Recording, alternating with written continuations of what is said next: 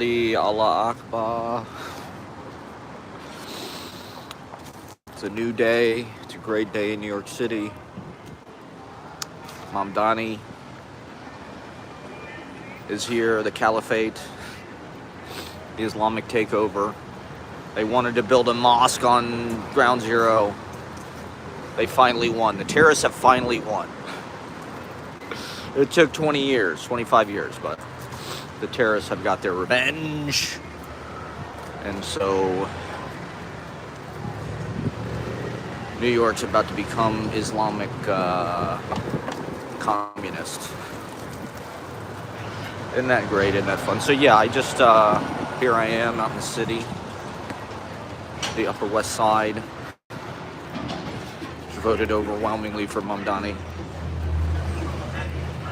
So we're gonna be, we gotta get on and talk about that and celebrate. I do think it's a great thing, actually. I think it is kind of like showing the way forward. You know, to me, it's like I was saying, it's not that different than the AOC victory that much. I mean, as far as like it's an off year sort of like counterpoint. We'll see how much effect it actually has. You know, maybe it's the seeds of what will happen in the future, but you know, the thing that's crazy about it to me is like the guy's policies are not even that fucking radical. He's not a fucking communist. And like, for Christ's sake, Eric Adams is the mayor. You know, like it couldn't get any worse than that. People think Mamdani is gonna kill New York City. You're insane. Like, we've literally had Eric Adams. Do you realize this? For the last 4 years. Like, Eric Adams, God bless him. I kind of love him in a way. He's kind of like Jimmy Walker. He's just like, I don't know. New York City does have charismatic, or I don't know if I'd say he's charismatic, but he's like a party boy. In kind of a fucking inappropriate way. And he's super corrupt, and, you know, he's super, like, I don't know, cringe, or maybe Eric Adams isn't cringe, but he says crazy shit all the time. He's a very Trump era. But I think there's something to be said for New York City having, like, crazy, eccentric political personalities. People like Curtis Lewa. People like the rent is too damn high guy. People like Ed Koch. How am I doing?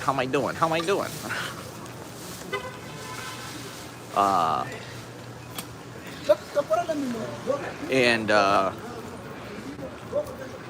it's people are saying that woke is back.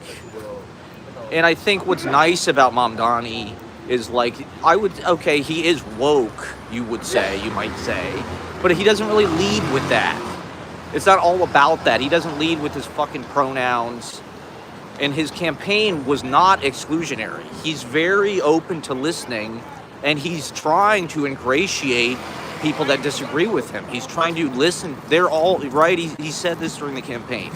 He's you're the mayor of every New Yorker, not just the people who voted for you. That's a refreshing thing for a politician to hear. He doesn't harp on all of the kind of woke guilt talking points about how white people are bad and land acknowledgement and pronouns and these sort of fringe, divisive wedge issues that ultimately like are sort of performative and, you know, like that's all implicit. Like Mamdani he's a Muslim. He's from Africa, right? Or he's South Asian. He's kind of both those things. You know, he's distinctly not white. His wife, right, is Syrian. She's super pro-Palestine. She's outspoken about that. She talks about the genocide in Sudan. I think that's important. You know, what's going on in the fucking Sudan right now is horrific. And you don't hear anybody fucking talking about that. You don't see a bunch of people with Sudan flags in their fucking bios. You know, not that it's not important to talk about Gaza and what's happening there, but there's been a lot of emphasis on that and almost no discourse whatsoever about what's happening in Sudan. So she also seems like, okay, here's what I will say. Probably the biggest red flag, and I can't believe the Republicans didn't use this against them, frankly, because it's such a, is he met his wife on Hinge. And they just got married. I mean, they literally haven't even been married a fucking year. You know, they just got married like in February or something. And it's like, did she just marry him because of his fucking campaign riz and shit? Like all this status that's sort of exploded. You know, this guy went from being, I mean, I guess he was a state assemblyman. So it's not like he was nobody. But maybe all the rappers should just become politicians. Have people heard this about rap? It's like the first time, like in like 30 years, that there's no hip hop in like the top of the Hot 100 or whatever. So it's causing people to go, is hip hop sort of lost its cultural credibility or, you know, leading kind of status? Mamdani was a SoundCloud rapper. That's basically what he did for a job. He was basically an open micer. He's one of us, essentially.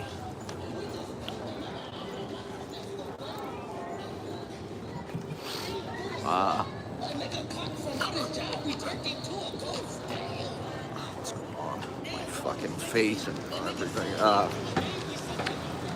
Yeah, so he met his wife on Hinge,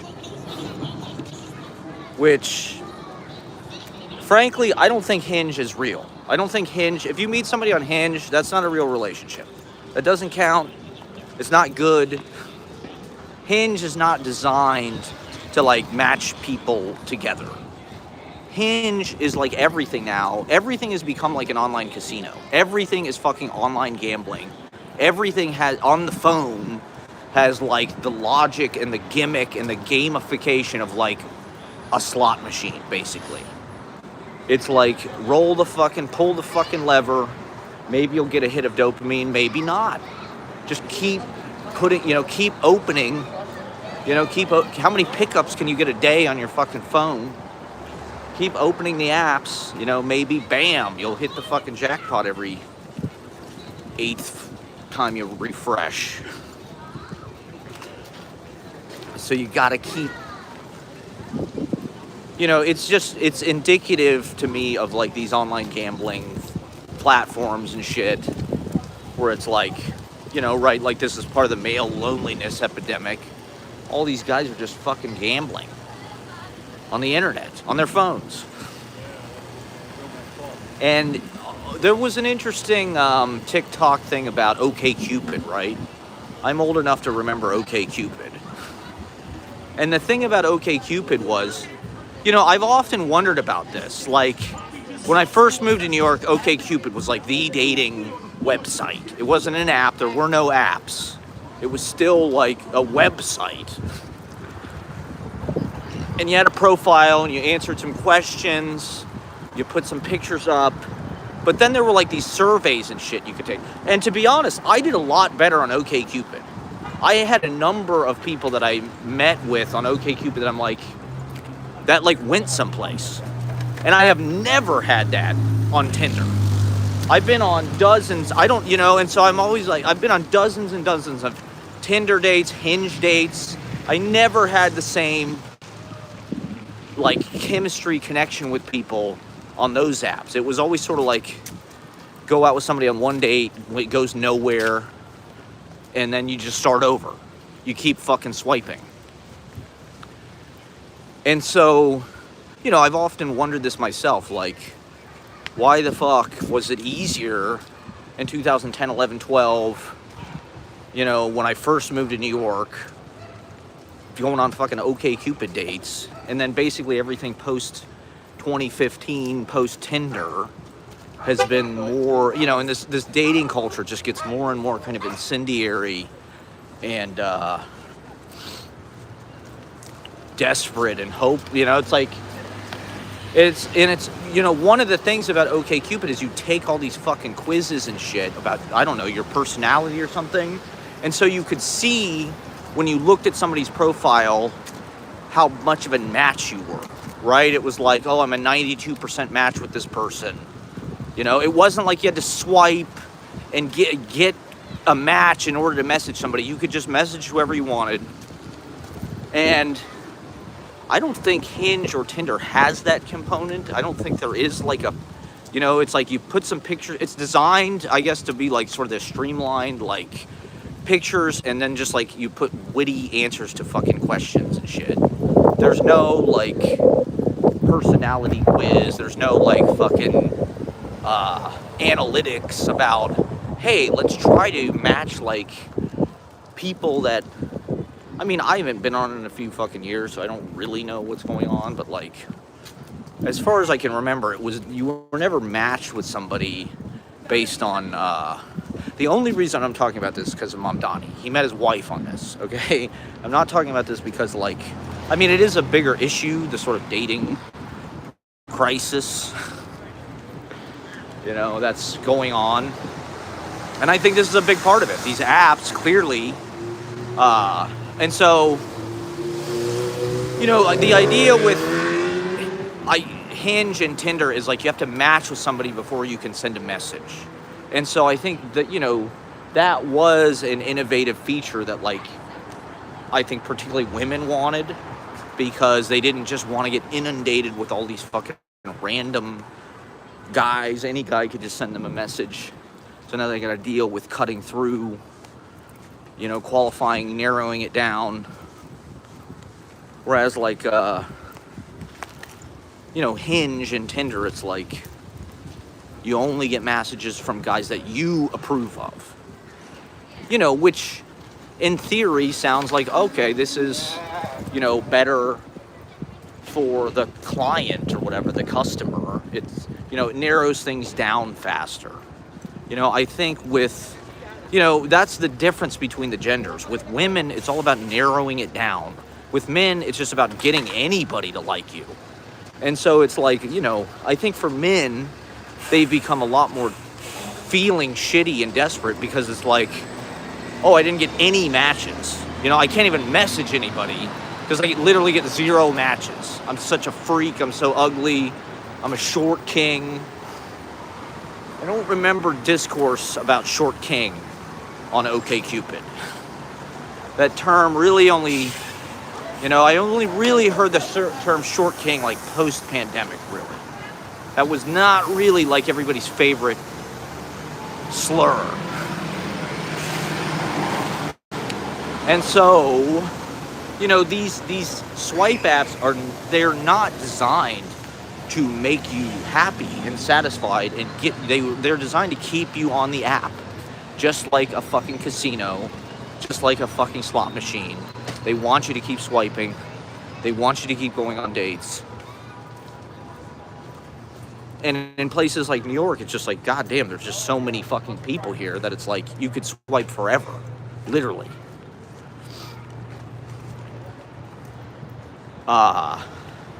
Whereas OkCupid, it was still kind of the naive pre-social media taking over everything days of online where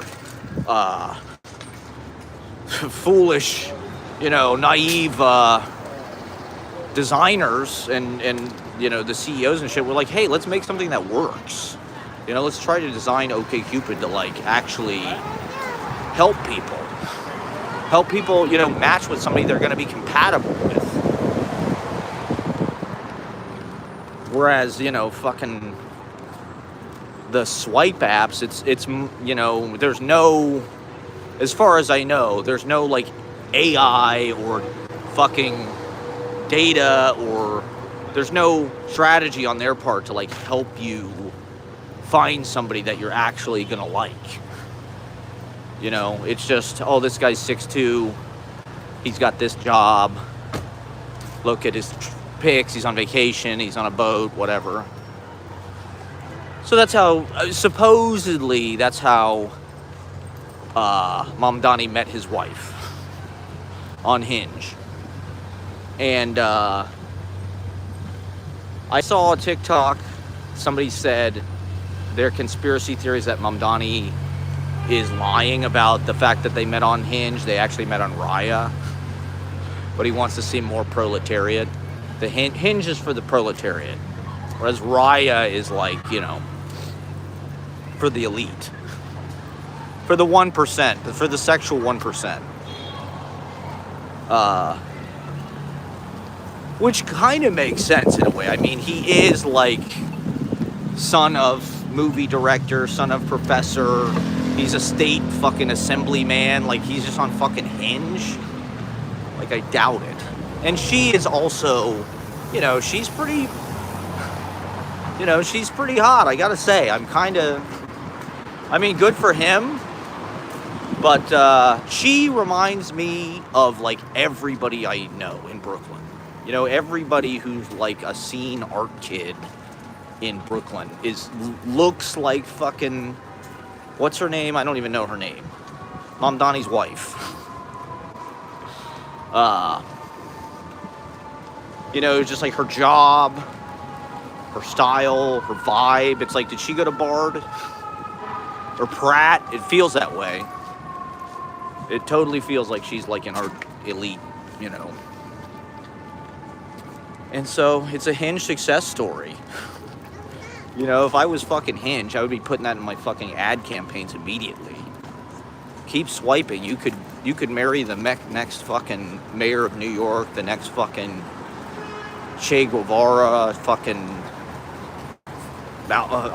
People are already like just really putting this guy on a pedestal, and so I think people need some place to store their optimism and their hope.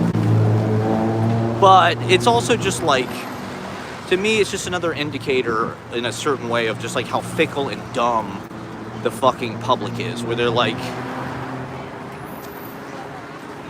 a year ago, people were frustrated with Biden.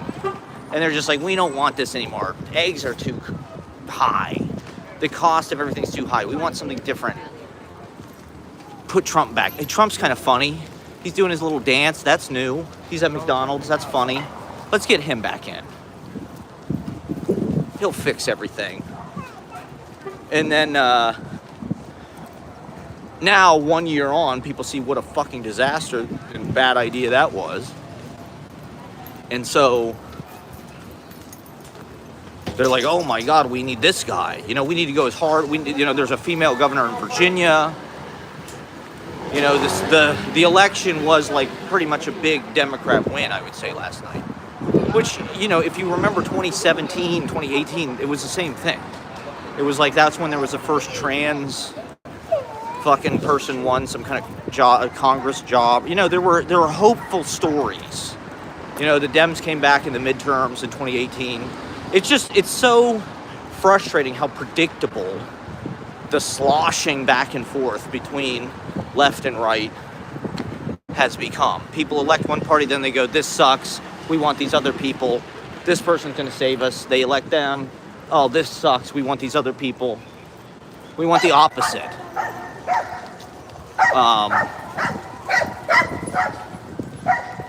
So, like,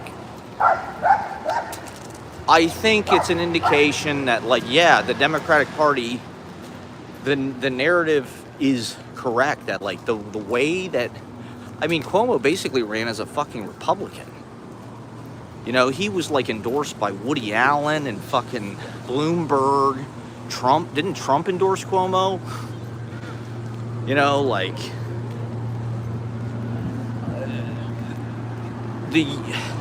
I saw the demographics, like, young people voted overwhelmingly for Mamdani. Older people, I think Cuomo won. Cuomo won by like 8 points of people over like 40 or 50 or something.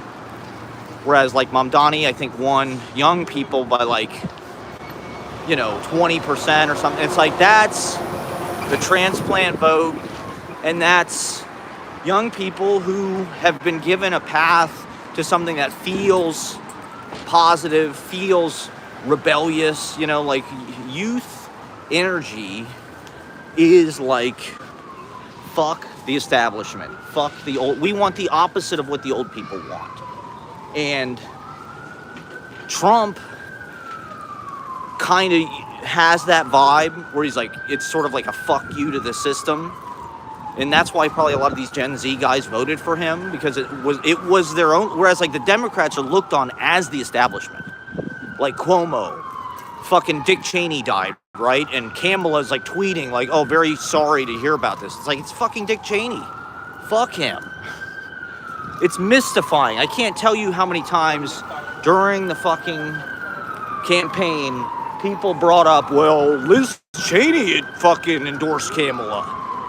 Liz Cheney. Why did the Democrats try to be Republicans?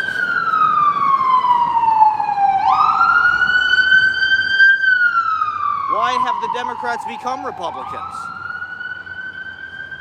And I think that this whole campaign was very revealing about that. You know, for me too. I definitely got to say, when mamdani came out, it's not like I was skeptical, but it was also just sort of like, okay, here's another, you know,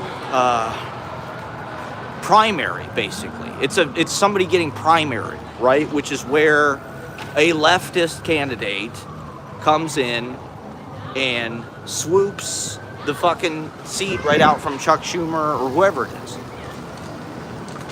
That's the energy that like the young people want. They need that narrative. They know the narrative is like, the Democratic Party fucked Bernie over. They're old. They're trying to force these candidates down our throats.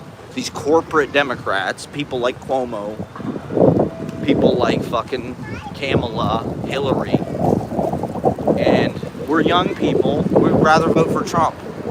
We don't want to support the same fucking system that's not working for us. And so the Democrats are not offering like an alternative. They are the system. Whereas mamdani is clearly something different, right? They didn't want him. They fought, you know, it was very obvious. The disdain they talked about this guy was pretty fucked up, I gotta say.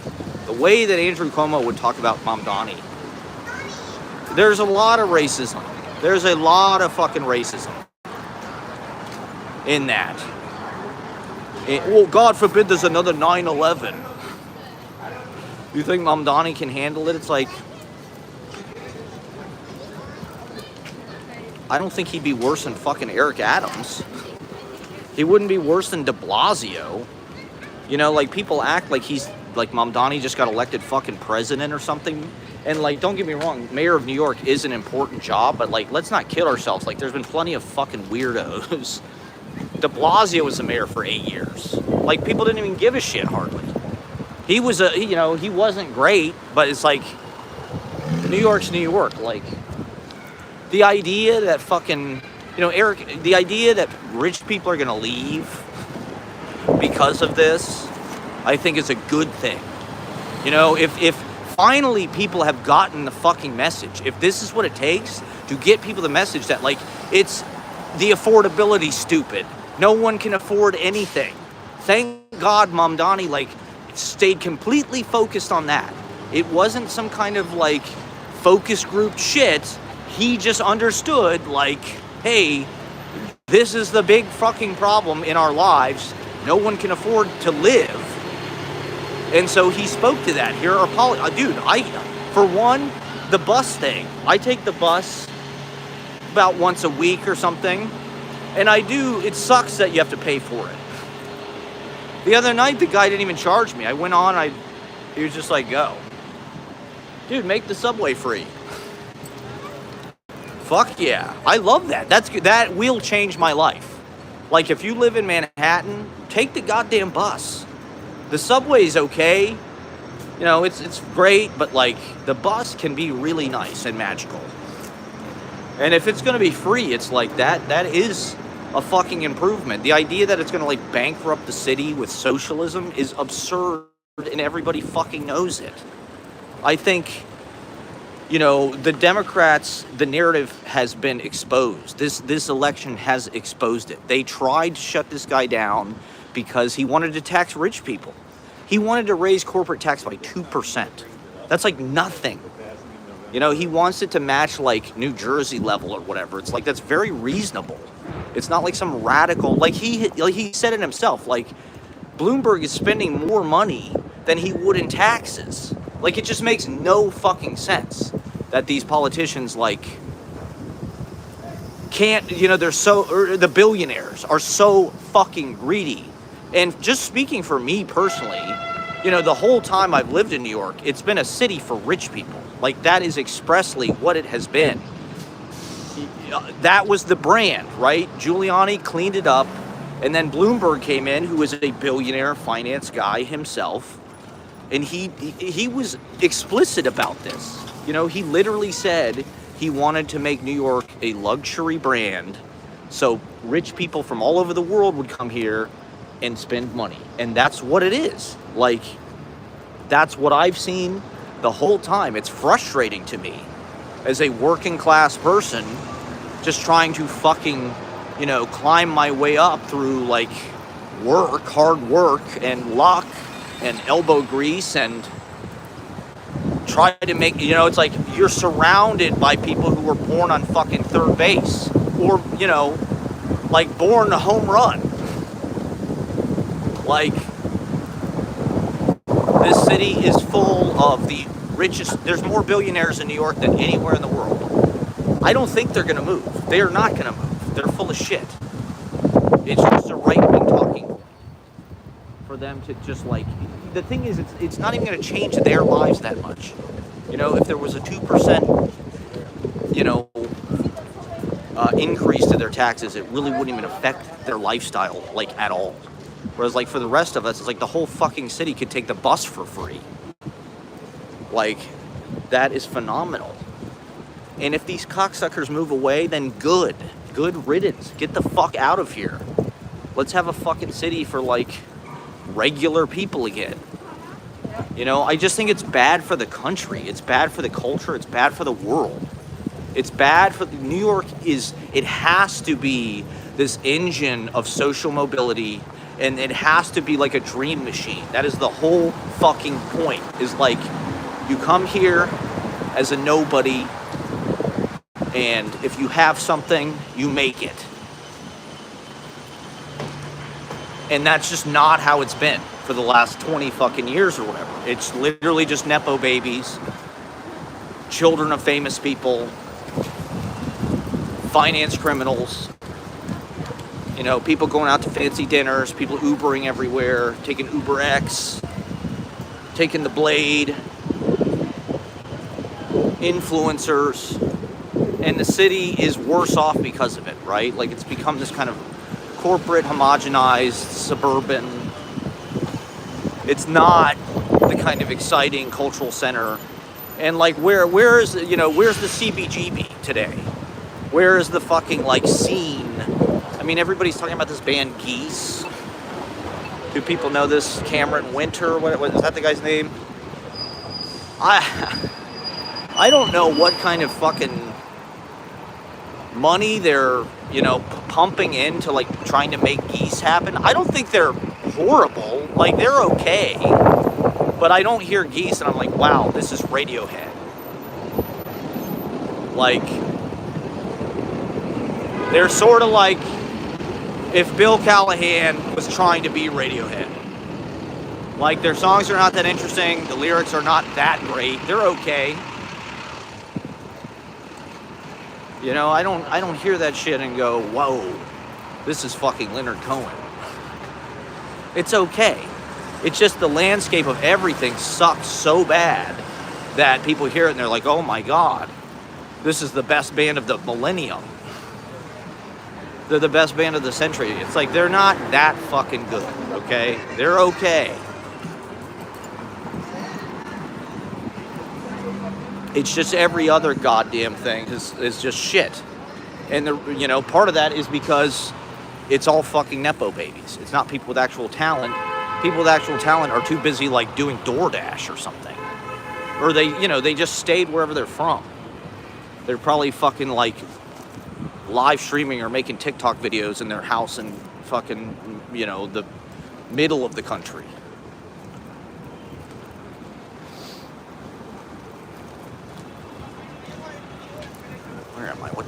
30 minutes, okay.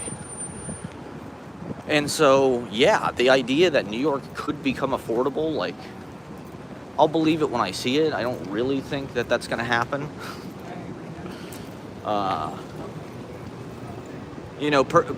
Particularly because he didn't speak that much about how they're going to build new housing, right? Like, pretty much it's universally acknowledged that, like, hey, the reason why this is the propaganda that I hear on fucking social media anyway, is like, the reason why rent is so high is because there's not enough supply. Supply and demand. Supply and demand. So we need to build more supply. I didn't really hear him talking about that much on the fucking campaign trail. And the thing about New York is it is hard because the footprint is very small. And so, there needs to be money, resources, priority spent, focused on how do we innovate some kind of new housing stock that fits the vibe of the city, that's actually cool looking, functional, pragmatic, affordable. That's what they figure it out. Design some kind of fucking functional housing that makes it so people can, pay. I mean, is there ever going to be like a fucking studio apartment in New York City that costs $600 a month? Like, I doubt it. But, the fact that that's even like Mamdani's main talking point, I think is super important. Let me sit down for a minute. And, it'll at least like get the fucking ball like rolling that way.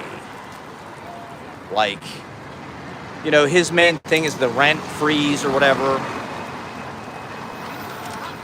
which is great and everything, but to be honest, it's not going to make that much of a difference. Like, and, from the fucking economics jackoffs that I know, it's like, well, that's actually going to be worse for the economy because then people aren't going to move, and then that means, lower income housing is never going to get freed up, and so it'll actually raise the rent in the long term to do a rent freeze because the landlords will have to charge more for blah, blah, blah. It's like, I don't necessarily believe that, but like, these rent stabilized apartments are not cheap. Like, you might be paying $4,000 a month, but your apartment's rent stabilized. It's like, okay, so you're gonna freeze that person's rent, like, that's fantastic, but like, they're still paying $4,000 fucking dollars a month. It's like, what happened to being able to get a room for $500, or even God forbid, like, is there ever gonna be a fucking studio apartment or even like a micro apartment? Dude, like, I would live in a fucking micro apartment. If it was $800 a month for like, a dorm style like living thing, like, I would totally do that. I think Mamdani was just trying to, he's trying to simplify everything. He bullet points everything. His policies, it's like very simple. It's like free buses, rent freeze, raise taxes on like these people. He's very specific about it. It's very simple. It's not like some kind of super pie in the sky. Like, he's not saying anything about, oh, we're going to convert offices into residential or anything like that, But he seems like, look at the way he handles the questions and shit that people, like, he's always collected. He always responds in like a mature, thoughtful fashion that's like incorporating opposing points of view. He reframes the issue so it's like something that he can talk about in a way that's like talking about like function, process, reframing in a way that's not like politically spun and some kind of like weird way of like trying to slime him. Or so I think if, as the mayor, he's able to handle his sort of day-to-day business and decision making with the same cool-headed, just like he's almost like above the fray. He wasn't getting dragged in the mud. So many people tried to fucking drag him down into the mud, Cuomo, and they were trying to get him into some kind of ugly, shit slinging match, and he just didn't do it. He there was no real weak moments, I gotta say, during his campaign. There was no point where you're like, wow, they sort of got this guy in some kind of weird compromise. To me, the most embarrassing thing is he met his wife on Hinge. I can't believe the New York Post didn't come out with that like 3 months ago. Like, where were the people trying to dig up dirt on this guy? That should have been what it said on the front of the New York Post. Mamdani met his wife swiping. They just got married. That's what's weird to me about it. Like, I thought they had probably been together. She's only 28, first of all. She's the first Gen Z first lady, supposedly, of a mayor. I think that's cool. It is a young city in a lot of ways. And I think for everybody who lives here, it's going to be a net positive. Other than maybe a select few billionaires. And they are long overdue for some kind of fucking retribution and parody, for Christ's sake. And so I think even the old people that voted for Cuomo and shit, it's like, this is going to be good for them. This is going to be good for Woody Allen. Well, maybe not Woody Allen. Woody Allen might be bad for it. He needed another sexual predator in office. Cuomo, he needed somebody that, wasn't going to come after him. Whereas Mamdani, we're not really sure. He might get, he might get in office and then just start being some crazy terrorist. We don't know. Barack Hussein Obama.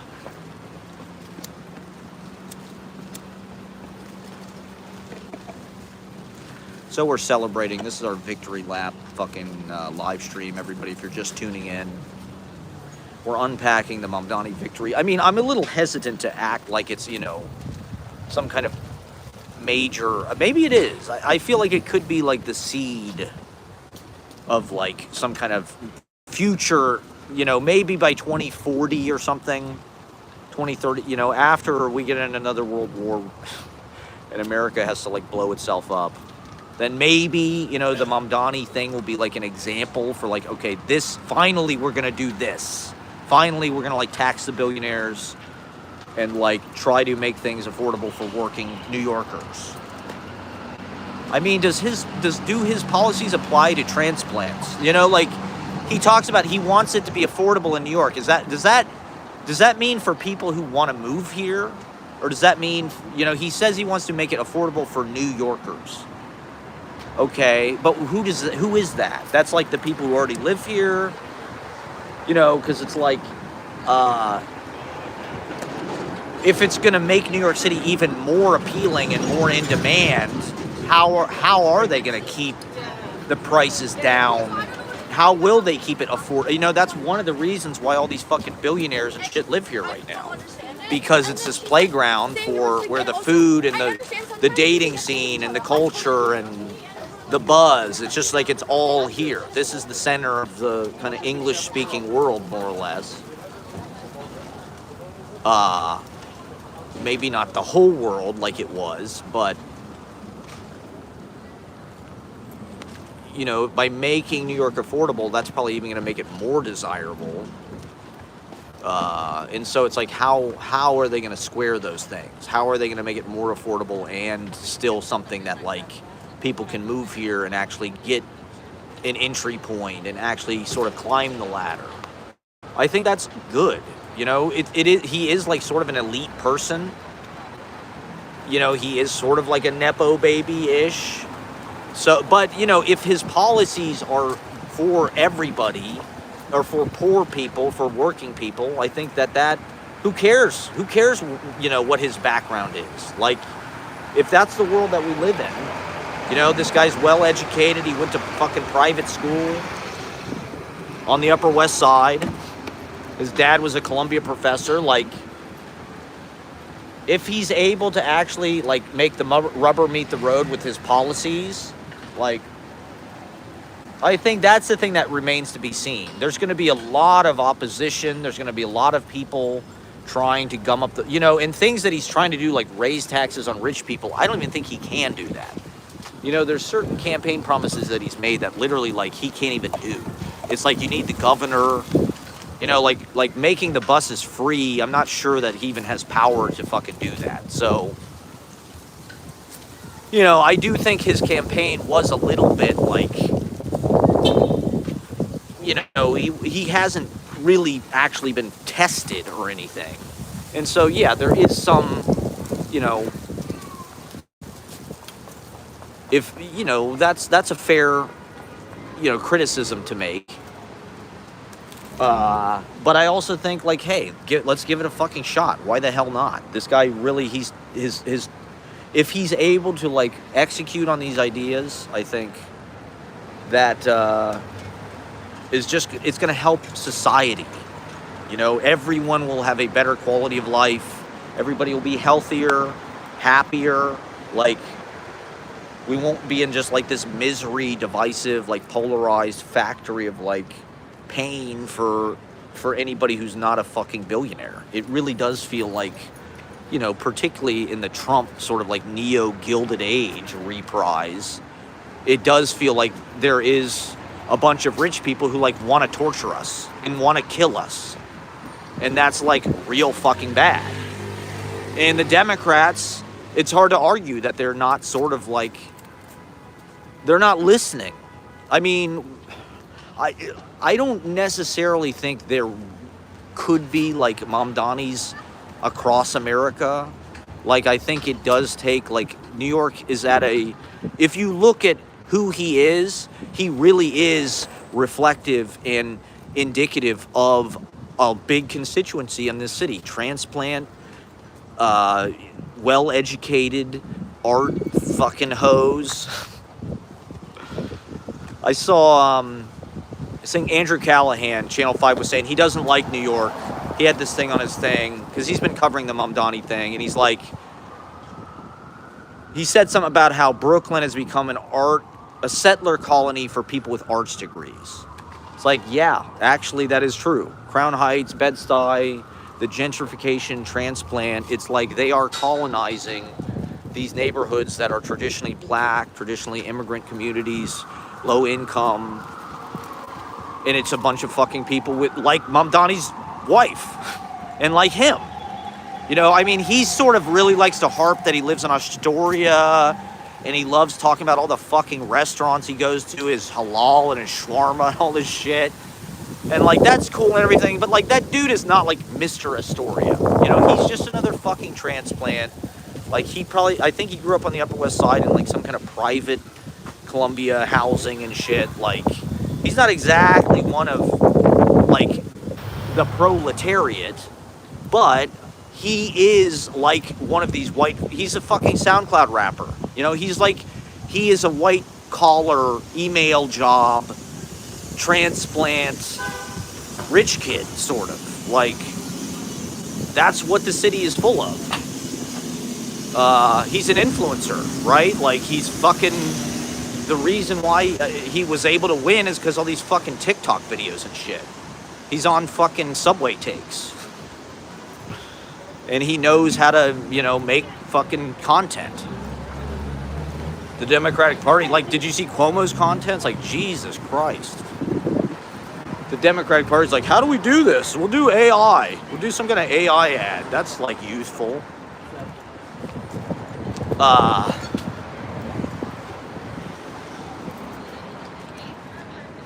So it would be nice if fucking they're able to create an environment where, like, some working people can come here and actually, like, live in Manhattan and actually, like, get a little bit of fucking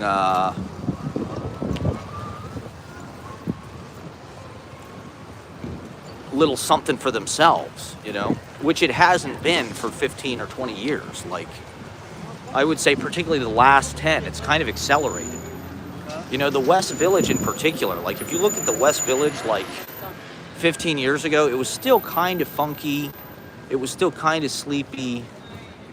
And I remember when Trump got elected the first time, there just started to, all these businesses went out of business. There started to be, like, empty storefronts everywhere, fucking Nashville realtors that were like in control of all the properties and shit. And the vibe changed. It felt like, okay, here come Karlie Kloss and Kushner and Taylor Swift and Ivanka, and those type of people are just going to kind of, you know, move into New York because it's cool and it's convenient, and it's, you know, it's different than the rest of the Trump dystopian American landscape to some degree, where it's like it's multicultural, there's mass transit, it's pedestrian. It's not just some like car fucking dependent suburban zombie fucking you know. And it's safe now, right? Like, it's so heavily policed that rich people feel safe here. And they can charge a lot of fucking money for everything because it's not some bombed out fucking war zone anymore. It's just like a high-end mall for the world elite, the 1% of the 1% of the 1%. Oh God, I gotta sit down somewhere where there's not a shitload of noise.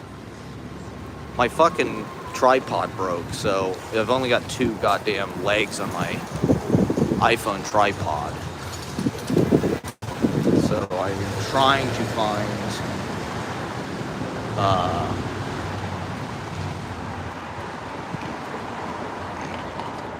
like I said, I'll believe it when I see it. I mean, they're going to do everything they can to, although it does seem like Kathy Hochul has sort of come around a little bit. She seems like she's been kind of positive. Even Obama didn't fucking congratulate mamdani. Even Obama was like, congratulations to all the Democrats. It's like, are you fucking serious? Like, you need to get on this train. You know, like, this is it. This is where the energy is. This is where, like, the youth fucking attention is. Like, the Democrats can't try to, like, top down this shit anymore. We're just like, they're going to try and force feed us Hillary or whatever. Like, it's clear that that's... If the Democrats don't do it, there needs to be, you know, there needs to be a Bernie Sanders type who just runs anyway. You know, like, I think Bernie should have run in 2016, 2020. He should have just run anyway. He's not a Democrat. He's an independent. He should have fucking run anyway. Who cares if it would have split the vote? Like, they lost anyway. You know, they lost in 2016. They lost in 2024. I think Bernie was trying to do the right thing by, like, oh, we got to have, you know, we can't split the vote. But it's like,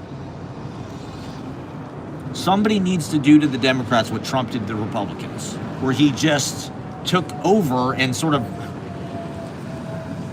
remade the party for the fucking social media era. Like, the Democrats' social media is so bad. It's fucking cringe.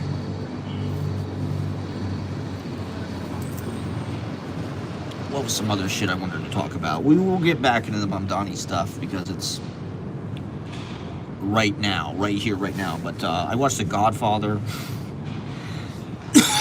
yesterday. I want to talk about that a little bit. Because you know, The Godfather, it's just like an text. And it's like, I haven't watched it probably since high school. You know, it's like one of those movies that's just like every fucking line in the whole movie is like famous. And so it's like you almost don't even need to watch it. You just kind of like receive it through like cultural osmosis. Like, you see impressions of Marlon Brando. You know, you see the Trump or the Brando character is sort of like Trump in a way. You can tell Trump like kind of has Godfather influence. He's influenced by that film. The Apprentice, you know, is sort of Godfather coded. And right, he's like a mafia. And so I just thought,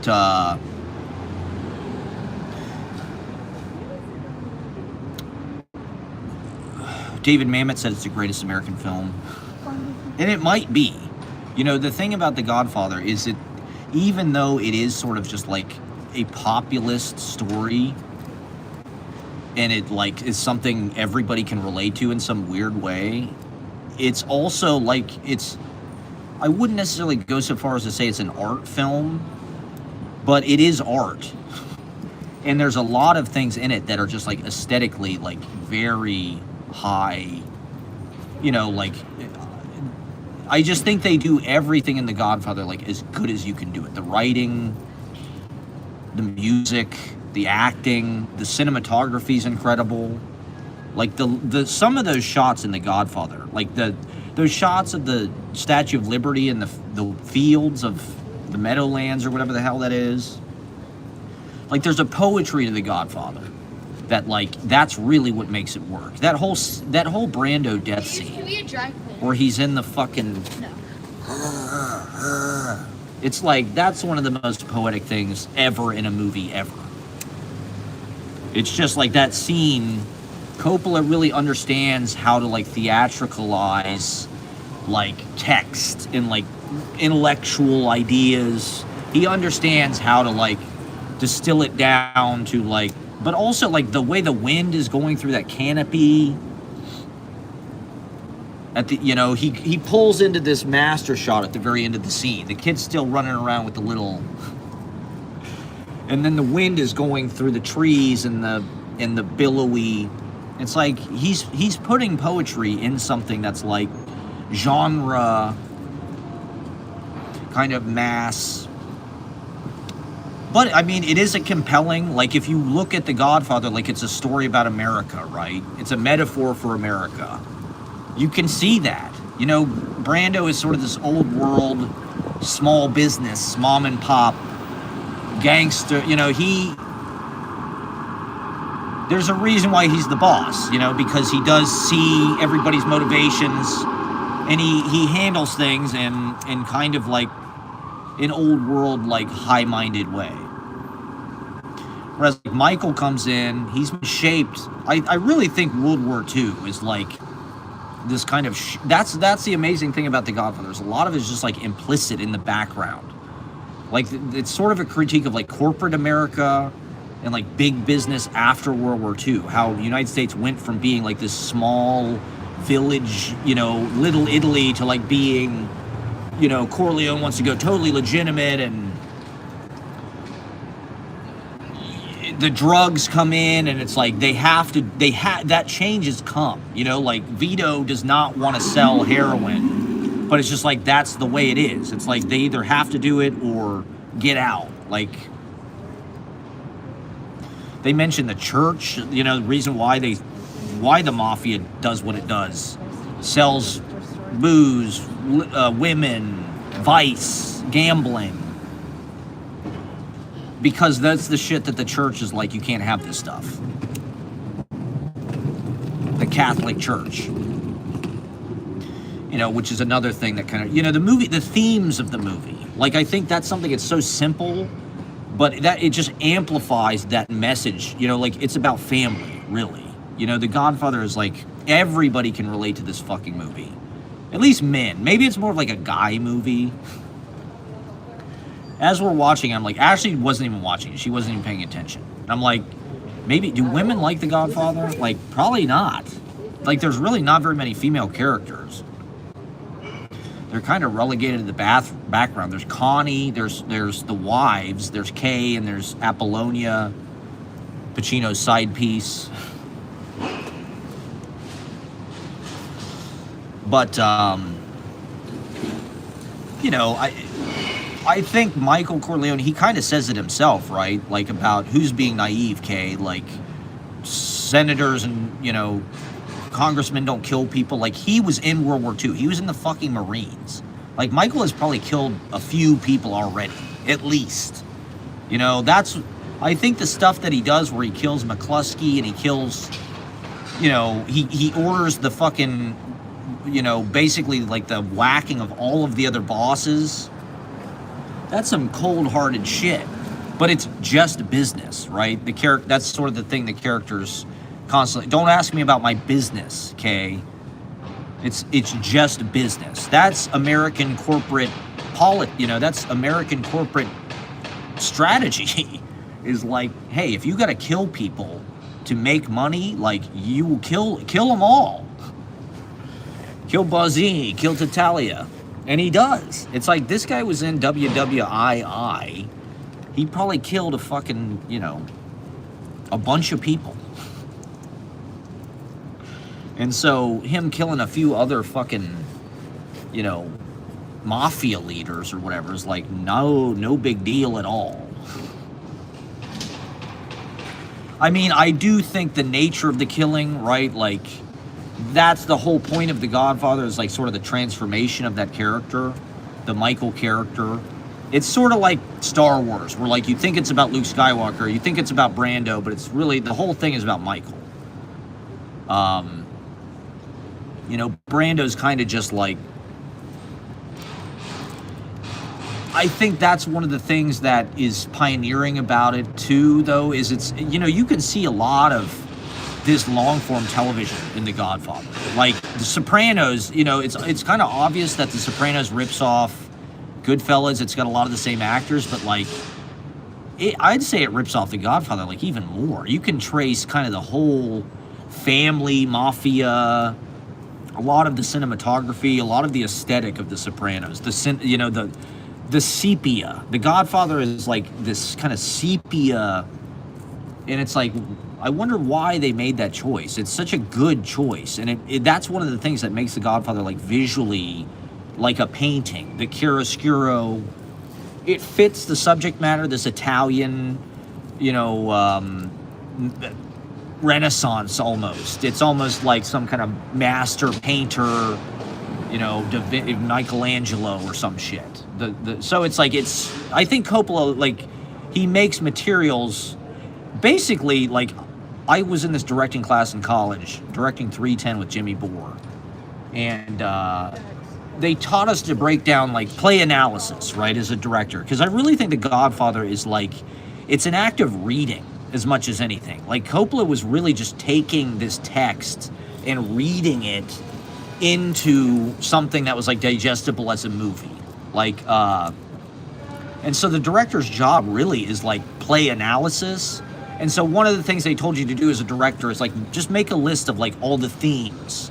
Make a list of like all the binaries. Like, there's tons of binaries in The Godfather. There's youth and age. There's the two families.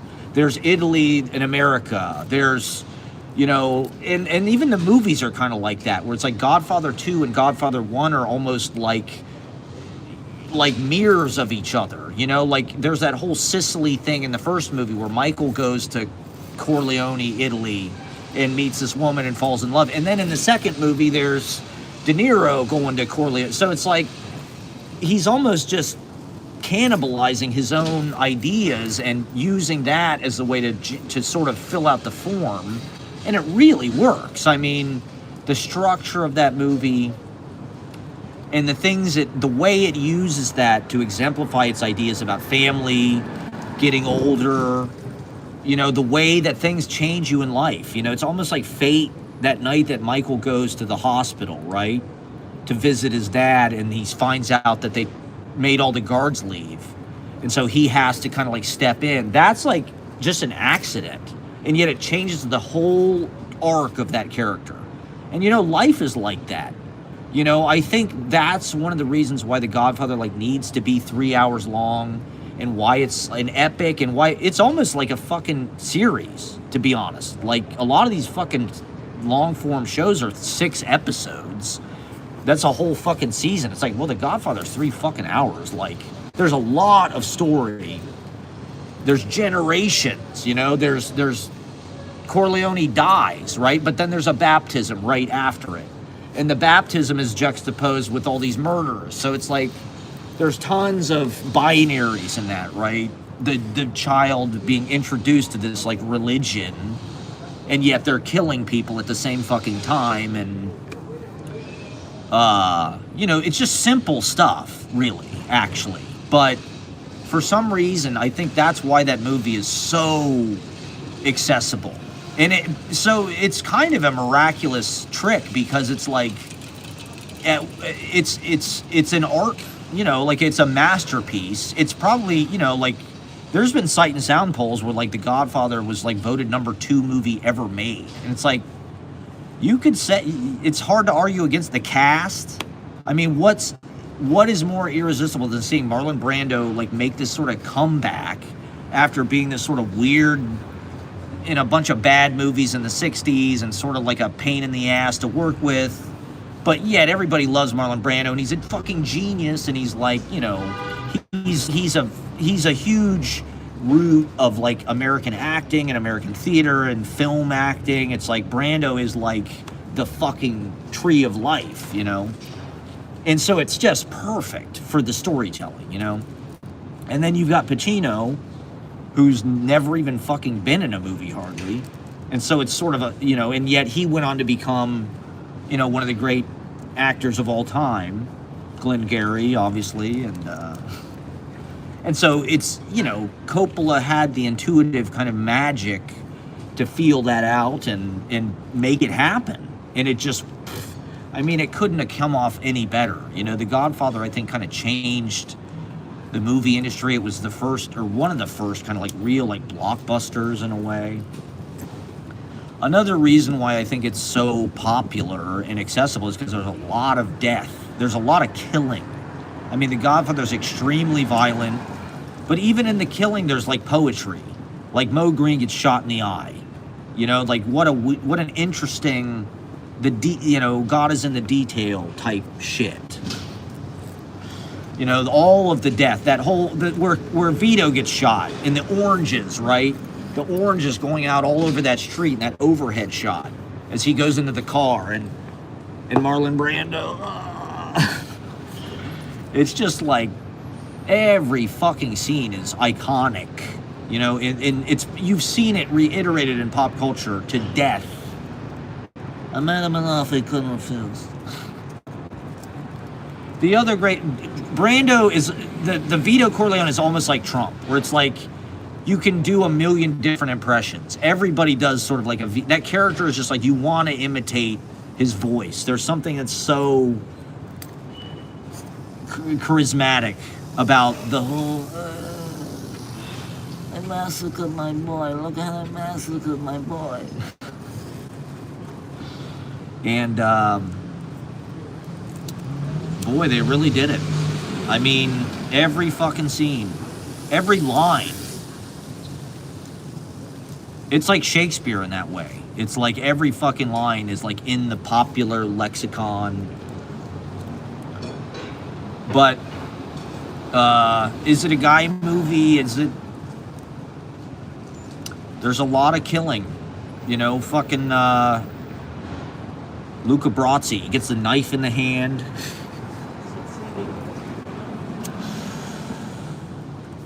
And then somehow Godfather 2 people think is even better. And it might be. So, I don't know. I haven't watched it, I think, since high school. And I'm just like, you know what? Let me fucking... Just, let me reassess this. Let's see how this holds up. Let's see what it has to say about, you know, our current political moment. If it's about America, if it's about... And yet it's so entertaining. It's so fun to watch. As I'm watching it, I'm like...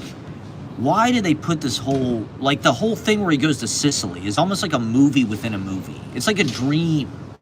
You know, Michael goes to Sicily and he meets this woman, he falls in love with her. It's like, it's so weird, but it's so truthful in a way that like life is like that in a weird way. Like shit like that, there's weird little detours and there's play within the play. But I'm like, they would cut this now. If they made this movie now, they'd be like, cut all that cut that whole thing. We don't need that. Because what does it really do for the story? You know, it's like, it just kind of, it's an excuse to like put Michael somewhere else while all of this, they're in lockdown in they're going to the mattresses in New York. And so it's like, it fits the story, but it felt like something they wanted to do. He wanted to go to Italy. He wanted to... But it does... That's one of the things that makes it more like a modern kind of long-form TV show than like your typical movie. It's like... You could do a Godfather series easily. You know, it's like you could do the lives of those characters. And the movies kind of do that. It shows the generations. They go way back to fucking Little Italy when, you know, De Niro first gets to fucking New York and shit. And so a lot of the DNA, I feel like, of are more kind of like, well, they made a fucking Netflix show about it, right? They made a Netflix show about, like, the making of The Godfather. And when I saw previews from them, like, I'm like, how interesting could this be? Like, there's no way, like, why are they doing this? This is just a weird, like, is Hollywood really so bereft of ideas they've got to, like, make movies about, like, good shit that was good 50 years ago? Like, they can't make some new thing? But now I'm kind of like, you know, I would watch this. I kind of want to, I think it's interesting that it's like acknowledging the Godfather's, you know, influence in continuing. It's continuing to give and feed and inspire, and people can draw on it as a source. It feels like Virgil in a way. You know, people talk about the Aeneid. Do you know Sortis Virginale? Sortis Virginale is like, it's almost like bibliomancy, where you just like flip anywhere in the Aeneid and pick a line. And supposedly, like, every line in the Aeneid, like, you can sort of like draw wisdom from, or, you know, it's almost like everything. It's one of those works that, like, they put everything in it. You know, like The Godfather is like that, where it's like, it's almost like you can learn everything about life and business and cooking. You know, there's that part where Clemenza is talking about the sauce. You got to brown the sausages or whatever. And Coppola said something about he wanted to put a recipe in the movie so people could watch the movie and, like, learn how to make his spaghetti recipe or whatever, which I had at Cafe Zoetrope, and it was okay. It wasn't the best spaghetti I've ever had. It was good. It was good. But I can't say I, like, had it and I was like, oh my God, this is umami fucking spaghetti. I'm on the steps of a church here. But, like, I think that that's the magic and the art of that movie, is like, there's tons of shit. There's layers and layers and layers and layers. And if you look at Coppola's screenplay, he literally took the novel and, like, he cut out a square of, like, notebook pages, and he put the novel in the middle, and he put it all in a binder. So literally, he had the whole fucking novel in his script, and it has all these fucking annotations and this idea and this theme. And so it's like, he really did his homework, and he clarified it, and he boiled it down to these kind of like, these you know, more kind of like primary colors, or more kind of like, you know, universal kind of like archetypal things, I think. Fathers and sons, family, weddings, you know, capitalism, the mafia, obviously, the whole truth of that life. And, you know, it doesn't, to be honest, they don't even talk about it. You know, they talk about their business and stuff, but there's not a whole lot of, like, they don't talk about how they're in the mafia and getting made and all that kind of, it's not really about that. It's not really about, like, you know, you know, Goodfellas is kind of more about that. Goodfellas is more kind of like about what it's like to be a gangster, I guess, or like in the fucking mafia. Or like Godfather's kind of more the story about a business. And that's sort of the joke of it, or the commentary of it, is like, these guys are not different than the Bush family, the politicians, you know, the Rockefellers, the white people, right? I mean, that's another thing, is like, is The Godfather woke? Or like, for its time, I think it was like, there was a few things I read in the trivia where it was like, people turn it down, or like they needed an Italian director, right? That was like, they couldn't, you know, Bogdanovich said, I can't direct this, I'm not Italian. And I think they came to Nicholson to be Michael. And he said, I'm not Italian, I wouldn't really be right for this. So I'm wondering if that was like, it's representation, right, in a way. It's like they knew that it had to be authentic, and it sort of had to be about that culture. And, man, they really hit it out of the park with fucking Francis Ford Coppola, because he gets all that into the movie in a that's part of, I mean, it was so successful that it like made the mafia sexy and glamorous and like cool, and to this day, the style, you know, the way they talk and the clothes, and you know, I've heard people say that like when they encountered the mafia before that movie came out, you know, they just thought the mafia were kind of like thugs. They were kind of like doofusy, you know, like they're not like, they're kind of ugly. I don't know. There's something about the mafia that's like, these guys are kind of rejects, or like they're criminals. Like they're not necessarily always the sharpest fucking tools in the drawer, you know, like they do kind of bad shit. And like, I think that movie kind of made it real sexy and kind of streamlined it and gave it this kind of, you know, it really personified a kind of the branding, for lack of a better word. You know, that movie is like extremely good branding, or like aesthetic kind of principles that it adheres to, that sort of like explain what the subject matter is and serve that purpose. I don't think it was necessarily like a pet project for Francis Ford Coppola. You know, it wasn't like a personal film, even though he got a lot of personal material. I think that's what makes it work sort of universally, and why it's like this family kind of classic, or it used to be. I don't know if it is in quite the same way. Like, they're really, like I said, there's not a whole lot of diversity in it. The only black people in the movie are like the stable hands in the Hollywood guys' fucking like horse stable. And there's not very many women characters. But it is sort of about whiteness in a way, I think. Like Kay is a wasp, right? Like, she is white. Diane Keaton, it's like she is from like a proper white whatever. She probably came over on the Mayflower or whatever. Whereas like Michael, the Corleone family, they are forced into this kind of like life because they can't really get legitimate jobs. You know, this is the only way they have of making it, of achieving the American dream, right? Is through crime, killing people. And, but they have, you know, an honor within that, and you know, they have a, you know, Vito in particular, I don't think is a dishonorable. The other bosses want to kill people and sell drugs and shit. He's more, you know, there's a reason why he has all the judges and politicians in his pocket. It's because he's a little bit more dignified. The other guys are more, Barzini and them are more, or Salazzo, you know, that guy's a real piece of shit. They're corrupt in a way that the Corleone, I mean, that's the tragedy of Michael, right? Is he kind of, he's like Anakin. He goes to the dark side. He's not like Vito Corleone. He has all the other, he takes preemptive action against the other bosses. He ambushes them.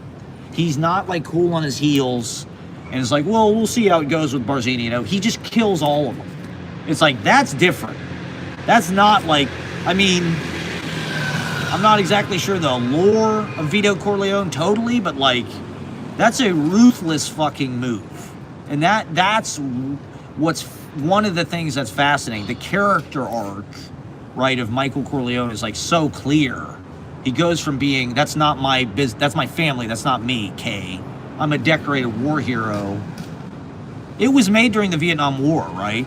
So it's sort of that was a time when they could be like cynical about American military involvement in foreign conflict, because it's like, yeah, what are they doing? What the fuck are they doing? Like, they're just as bad as the mafia. They're probably worse, actually. They're just a bigger mafia, and they're white or whatever, you know? So they're allowed to do it, you know? They're the real, you know, criminals rob you with a ballpoint pen. The mafia are just trying to like get their little taste of the action, carve their little way of life or whatever. The other thing that I was watching was thinking while I'm watching it was like, Brando's acting versus Daniel Day-Lewis. You know, like is who's the best? You know, is Brando, is his shit, you know, because there's an aspect of Brando that's sort of like vaudeville, or, you know, like the way they talk about how he transformed into the Vito character. It's like he put grease paint in his hair and he stuffed cotton in his cheeks. It's like such a like stage. It's that old-fashioned magic. It's the alchemy of like live. That, you know, that's what theater is. It's like, it's a magic trick. You go from being, you know, Brando wasn't even that old. You know, if you look at him on talk shows, he's still this like studly guy. And yet you see Video Corleone and he's totally convincing. He feels, Brando looked like Vito when he got old. It was almost like he predicted what he would look like. And but his transformation is just through like, you know, hunching over and, you know, he put some, you know, it's all kind of like practical effects type shit. And there's something charming about that, I think. Whereas Daniel Day-Lewis, like, inhabits, you know, he's famously, like, super method to the point that just, like, he literally believes he's Abe Lincoln for, like, 6 months. And you have to talk to him like he's fucking Abe Lincoln and shit. Like, Brando didn't even learn his lines. They're all on cue cards and shit. And to be honest, I think it helps him. I think Brando is a better actor, but I think Daniel Day-Lewis, like, on a moment-to-moment, the thing that makes Brando great is, like, he really is so truthful and so vulnerable.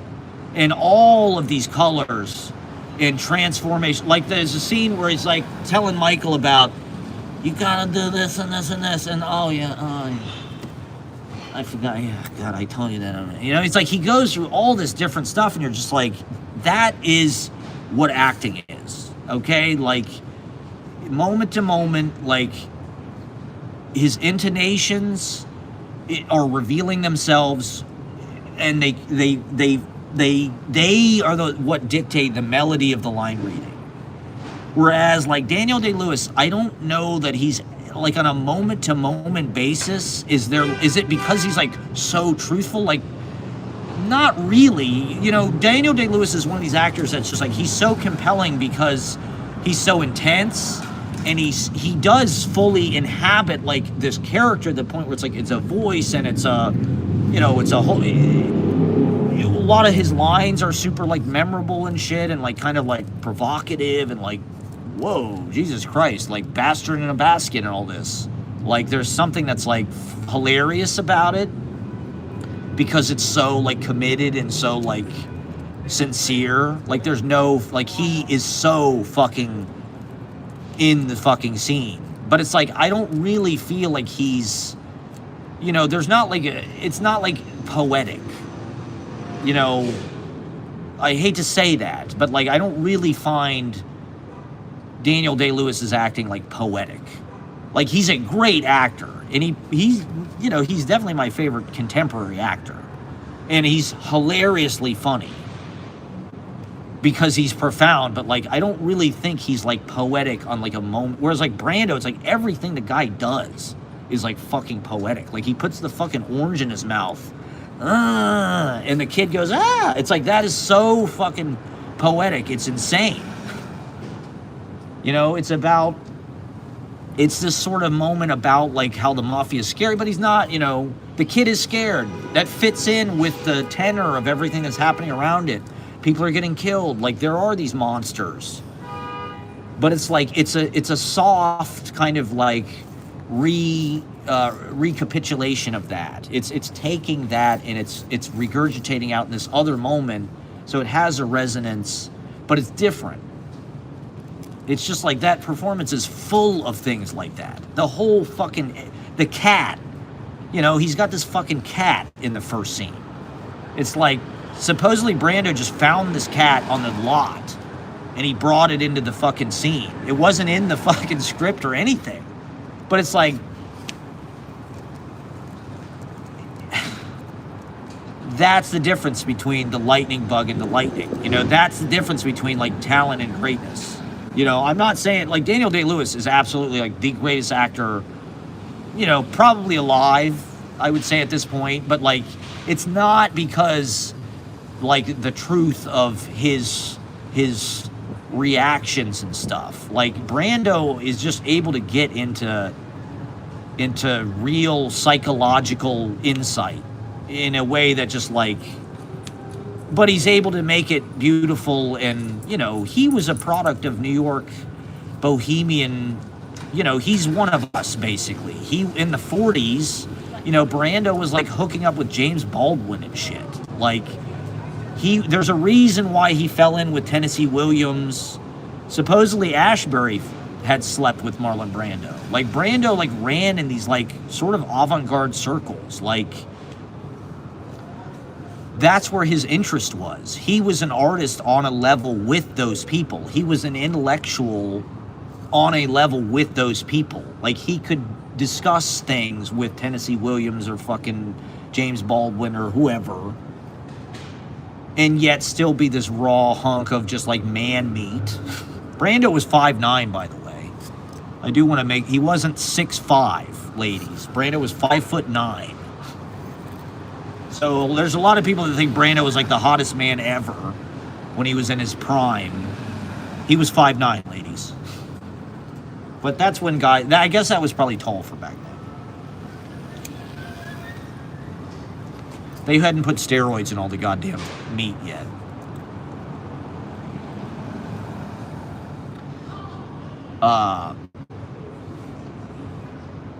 And so it's just like, the dude, in a certain way, you can tell he doesn't give that much of a shit. Like, you can tell he's doing it to make a paycheck, and Brando knows he's got to, like, deliver. But I think, in a certain way, having his lines on cue cards, like, helped him. Because you can tell he kind of stumbles something, and he kind of, and he has to, like, go back into the line, and Coppola catches that stuff. And it's like, that's real. You know, that's what human beings actually do. We start, and no, I meant to say, you know, I'm interrupting myself. You know, like, we don't know what we're going to say until right before we say it. Like, it kind of makes sense, actually. Like, I don't necessarily recommend that for other actors, per se. Brando was a genius. Like, he changed fucking acting. He changed the way people wrote shit because of his acting. Writing changed, you know, like, it went from being this, like, 1940s elocution, like, fucking T.S. Eliot style of, like, Murder in the Cathedral, or, like, Noel Coward, or, you know, like, very, like, written stuff, to being, like, method acting. We're just gonna improv it. Just mumble and...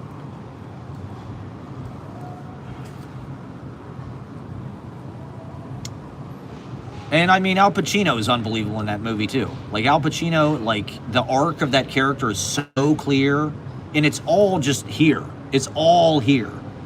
He doesn't even hardly do anything the whole fucking movie. But you can see it all. I'm sorry, I don't mean to, like, be harping on the fucking Godfather, but...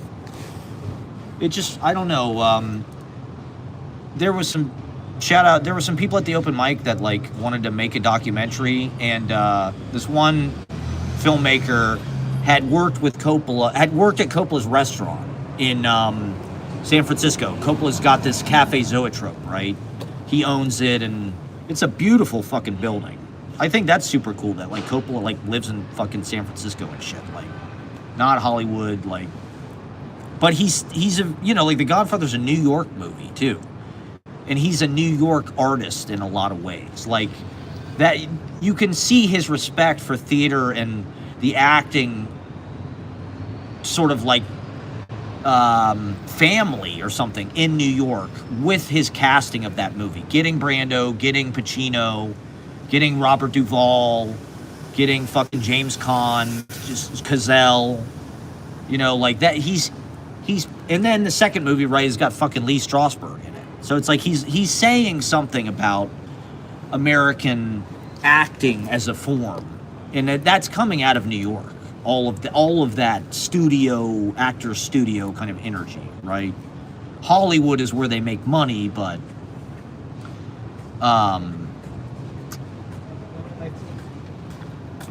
what the fuck was I just gonna say?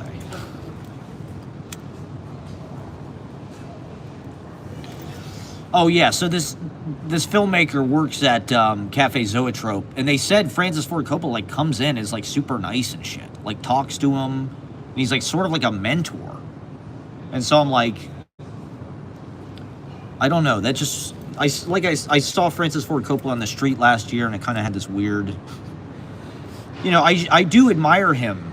You know, I think in a certain way like he's undervalued because he made like literally like, you know, probably the biggest movie ever. As far as like, you know, something that's like critically acclaimed and like, you know, a massive hit.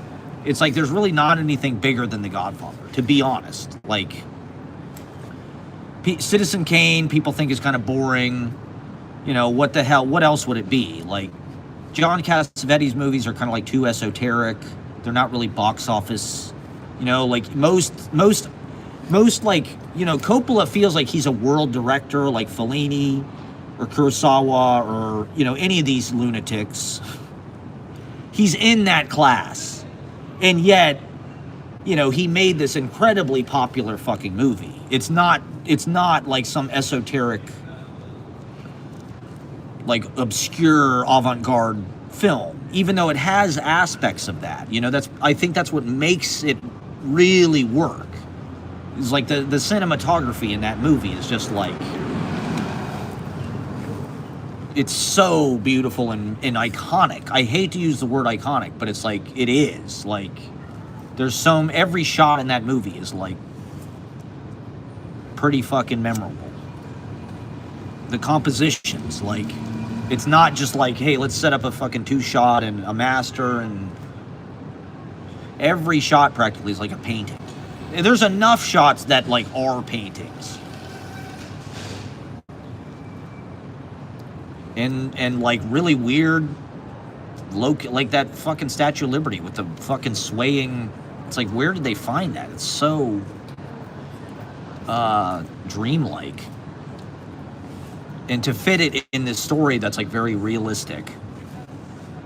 So I don't know. It's just like the Coppola thing has been in the air. It's weird to think Sofia Coppola is his daughter, who's also like, you know, a perennial kind of influence. Nepo baby. She's a good Nepo baby. I mean, that's a good... She's in the fucking Godfather. She's literal baby in the Godfather. So that's a life born to like be you're destined to be a filmmaker. Like you're getting baptized in the Godfather. That's pretty fucking cool. A man who turns his back on his family is not a man. A man who doesn't spend time with his family is not a man. Don't ever take sides against the family again. But it gets the nuance of that. You know, the family is this like harbor, but it's also like this, you know, thing that kind of forces you to do, you know, like Fredo. What do we do with Fredo? He's such a fuck up. Send him to Las Vegas. Yeah, no, I mean... He can fuck up out there. It won't be that big of a problem.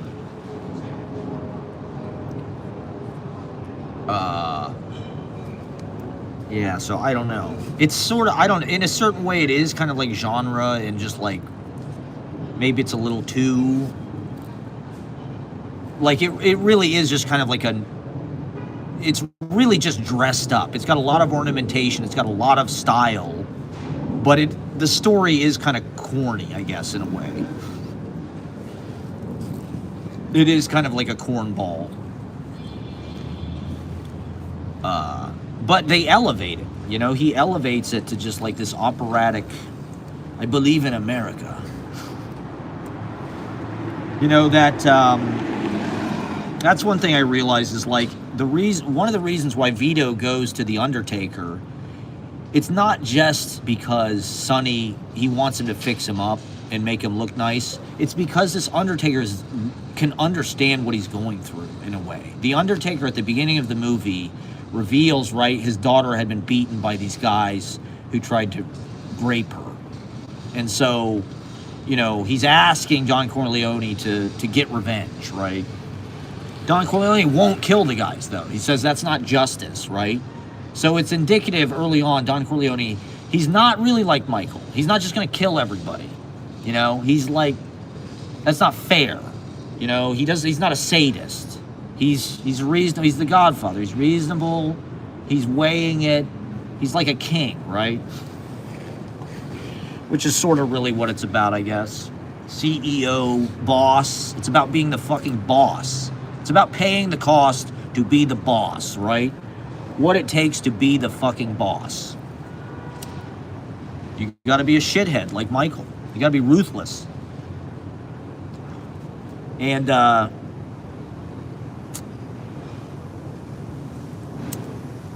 so he goes to the Undertaker because this guy can, you know, revealed himself at the beginning of the movie.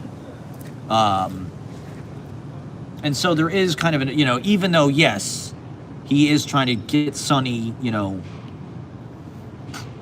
proper for, like, his burial. Look what they massacred my boy.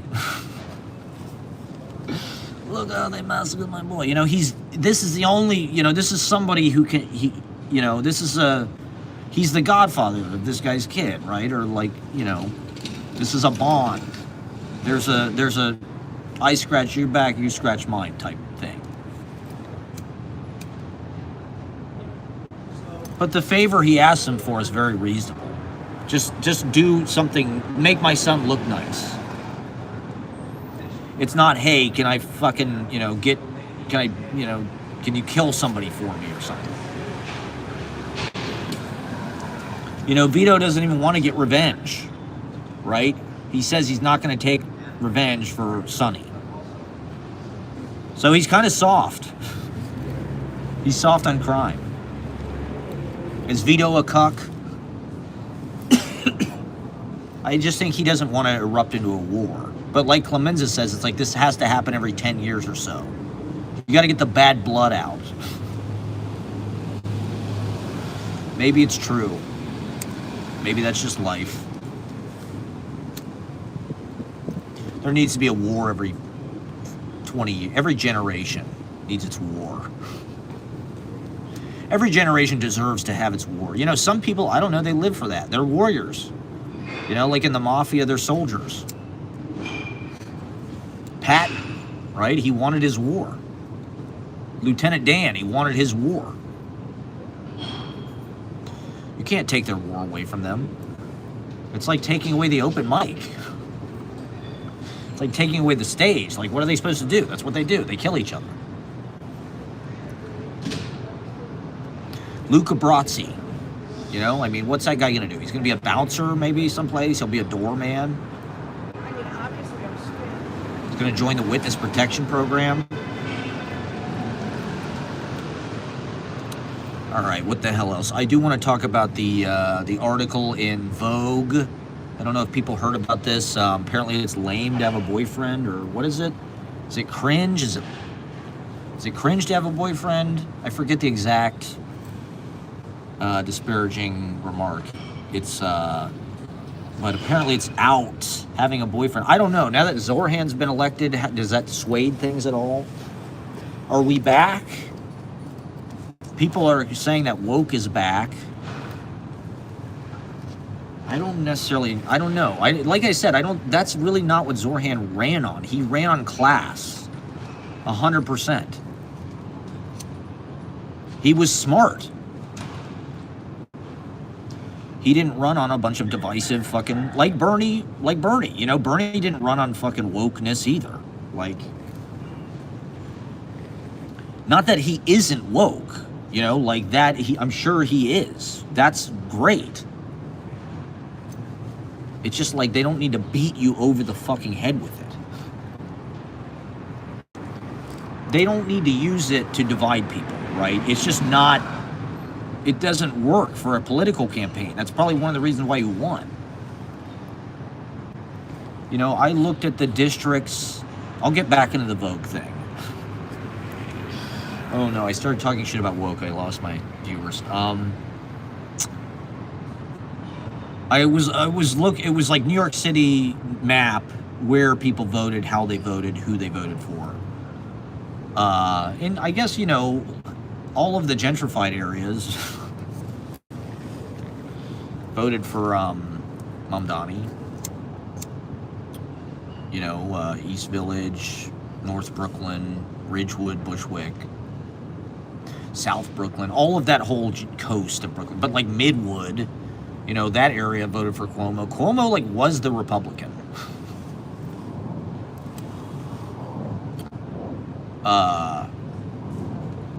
The Upper East Side voted for Cuomo. Like Midtown East, like Turtle Bay voted for Cuomo. Like Murray Hill.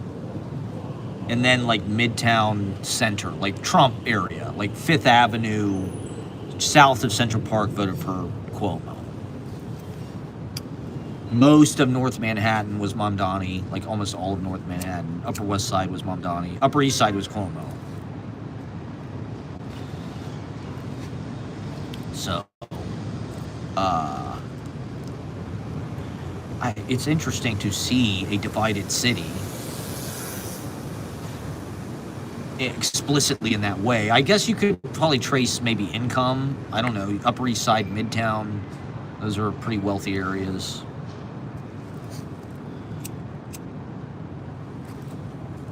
Epstein lived up there. Trump lives in Midtown. Maybe I'll start walking. I'm gonna get off pretty soon. So, like Michael Bublé said, it's a new dawn, it's a new day. I mean Nina Simone, right? It's a Nina Simone song. It's a great day in New York City. I can't wait till the bus is free. When does that go into effect? Hopefully, like, as soon as he gets in office. Ready for that free bus, baby. It's a smart policy. Encourage people to take mass transit. See the city. You know, bus is nice. It's a congenial way to actually like view the fucking the streets, you know? I love taking the bus from Astor Place. It drops me off right at fucking Adam Clayton Powell. I don't even have to transfer or anything. You know, I can just get to sit there. I ride up Madison Avenue. You know, when there's nobody on the bus, it's like having a fucking giant limousine all to yourself. It's like you got a chauffeur. It's just you and the fucking driver. You can charge your phone. They got fucking USB ports and shit. I'm very pro bus. You know, this is something that I share with Mamdani. President Mamdani. I'm all for it. I'm down. You know, if he can be as sensible and level-headed as he's been as a mayor, I think that'll be a good thing. You know, but like I said, it doesn't feel like, at least since Bloomberg, it doesn't feel like the mayor can actually fuck the city up that much. Like, de Blasio and Eric Adams both were not really great. And yet, you know, there's nothing really to complain about in the city. The crime is low. The trains run on time. There's fucking, you know, it could be better probably, yeah, but like, it's not, you know, it's okay. It's, you know, it could be fucking, there's definitely worse cities, I would say. Worse run places with bigger problems.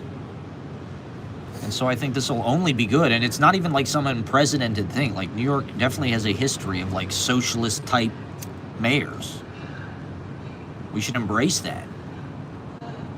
New York can be an example to the rest of the fucking world. No respect.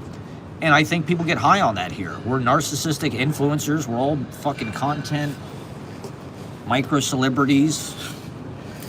And so, you know, we get to fucking have the world watch us as we do the right thing and have our fucking cool, sexy, hot girls for Zorhan, or whatever the fuck it is. Why not? These women are smart. I'm down. Let's get some fucking democratic socialism. It's right. It's the right thing for New York at this time. I think it does reflect what the city is. Like, there's been a restoration of, like, class consciousness, I think. Thank God. You know, after harping on this shit for, like, a decade. You know, read my book, October.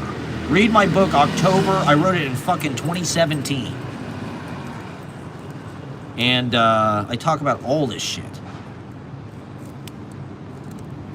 Cost of living crisis, AI taking everybody's jobs, universal basic income.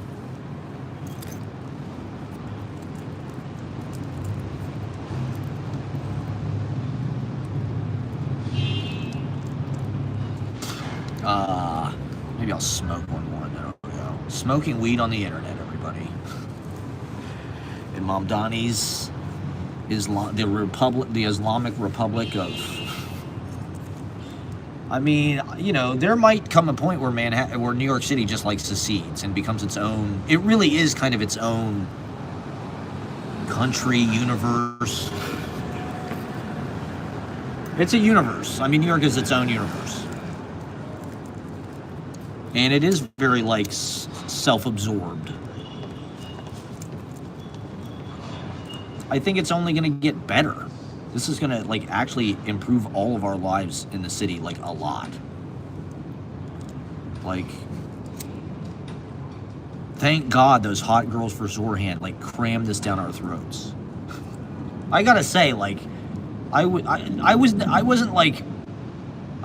like, I'm going to vote for fucking Cuomo or something. Like, I was never like anti-Mamdani, but like I think there is just like a natural reaction in certain people that have been brainwashed by legacy media. I don't know what it is. Maybe it is racism.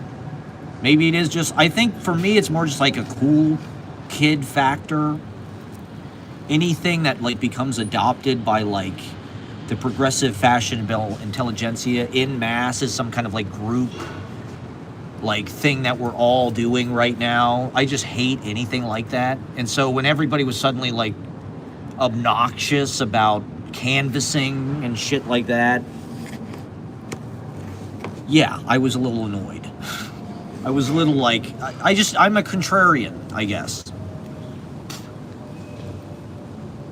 It's my strategy. And so I was initially a little bit like, ugh, great.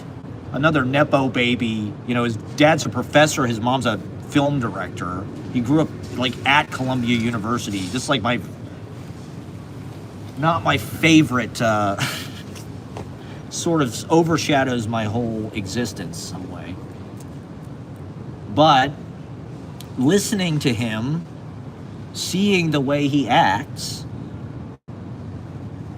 I'm like, yeah, I like this guy. He's not alienating to me. I'm not like, I don't feel like he's making me the bad guy. You know, I don't feel like Mamdani's like, you know, white men are the problem. You know, he doesn't, it's not, his message appeals to more people because more people are broke. People are fucking broke. You know? We're all broke. We're generation fucking broke.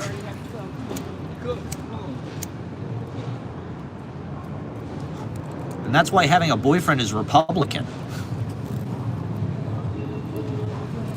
You know, the only boyfriends that can buy anything are Republicans, probably. They're finance bros. Every woman in New York will date a finance bro, okay? They've done it. They have done it. They've all done it, okay? The perks are just too perkin, okay? They be perkin too much. The finance bro, I mean, they're Republicans. They have money. The crypto fucking fascists. the avant-garde poets, it's rough out here. Trying to rub two nickels together for a nice dinner for, you know.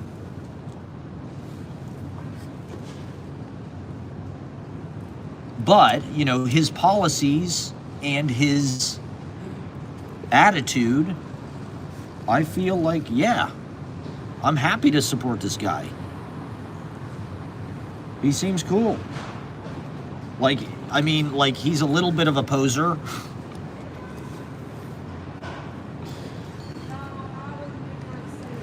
He's at fucking Knockdown Center. I like that he walks from the top of Manhattan to the bottom. I did that.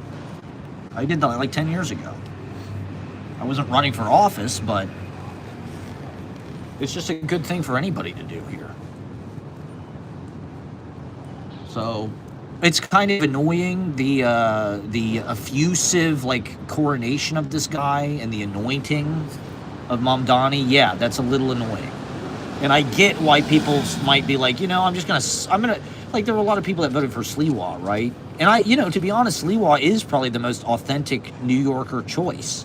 He's more like a native New Yorker. He isn't it, you know, like, look at his life, look at where he lives. He lives like in an apartment with all these cats. Like, Sliwa, like, is New York. Or he's the 20th century New York, you know? Mamdani is 2025. For better or for worse. I think it'll get better. If it gets more affordable for poor people, that will be better for everybody. For the culture, we won't just be dominated by giant fucking, you know, rich trust fund babies and shit. You know, make the West Village affordable again. Now that Mamdani is the fucking mayor, does that mean I can afford to live in the West Village? He said he's going to make the West Village affordable. That was his campaign promise. He said he'd make the West... He said I could live in the Friends apartment. And I could Uber everywhere for free. He said there were free mushroom gummies. And that there were going to be government grants for noise rock and avant-garde poetry pamphlets. Mamdani, what the fuck? Is he the new Obama? Is he going to break all his campaign promises? I think he found a way to game the system. He hacked his way into the media. He became, you know, hot to hot people. And it is sort of annoying that New York is this sort of just like, I guess it's a consequence of just having influencers be here. Is just like, influencers are good at like trending. They're good at like critical mass viewership. And that's the algorithm, and that's the contours of sort of like these news streams, interest streams. But also there's, you know, these trends are sort of being guided and manipulated. And, you know, it has been interesting to see socialism kind of rise in this country over the last decade. Because you certainly didn't really hear much about it before 2016. And I think that's a great thing. And it's nice to have a candidate that, like, actually leads with that, who won fucking something, you know? I don't really remember AOC's platform.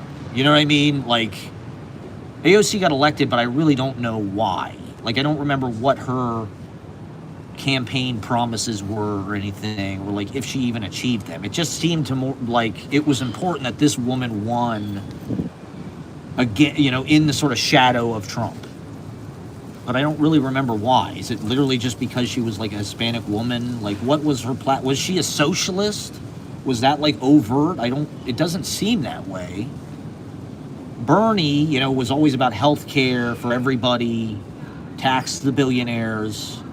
You know, it was clear that he was anti the corporate wing, right, of the Democratic Party. But he's also working in the face of Trump, right? So he's almost like a Ross Perot figure or something, where it's like he splits it, and he's talking sense, and he's not a bad candidate, but it's like, the logistics of the whole situation were not necessarily that easy to digest. You know, it's like it was viewed as a compromise to vote for Democrats because they fucked Bernie over. Whereas like Mamdani, like I know more about his fucking, you know, campaign bullet points. I think everybody does. That's good.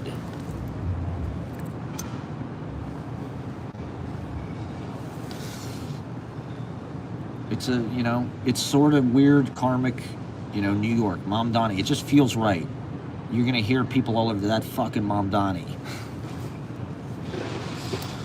You know, it sounds like Giuliani. It sounds like LaGuardia. It sounds like, you know, New York has an eclectic history of charismatic mayors and a whole gallery of characters. John Lindsay. Who was the guy? Abe? There was some mayor, Abe something, in like the 70s. I forget his last name. Jimmy Walker, right? They made a fucking movie about Jimmy Walker. Is it Jimmy Walker? Bob Hope. Bo James is about this New York mayor in like the roaring 20s. Al Smith, wasn't he mayor?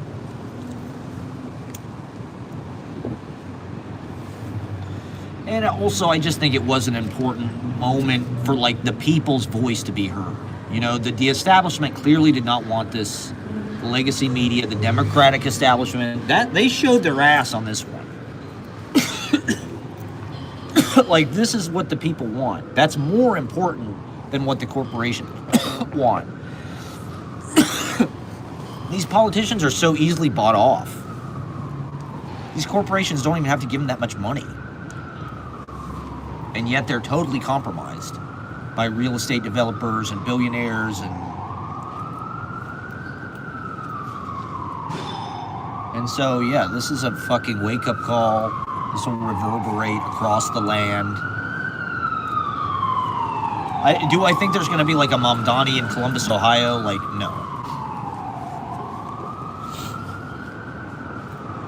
There's always these kind of like Dennis Kucinich, you know, there's always these kind of outlier hippie leftist candidates.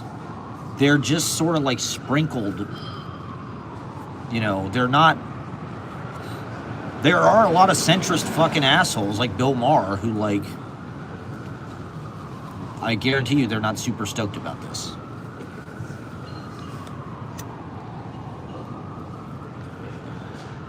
But I think it's an important thing for just us to even see what happens. You know, like, this is an experiment. He's an experimental politician.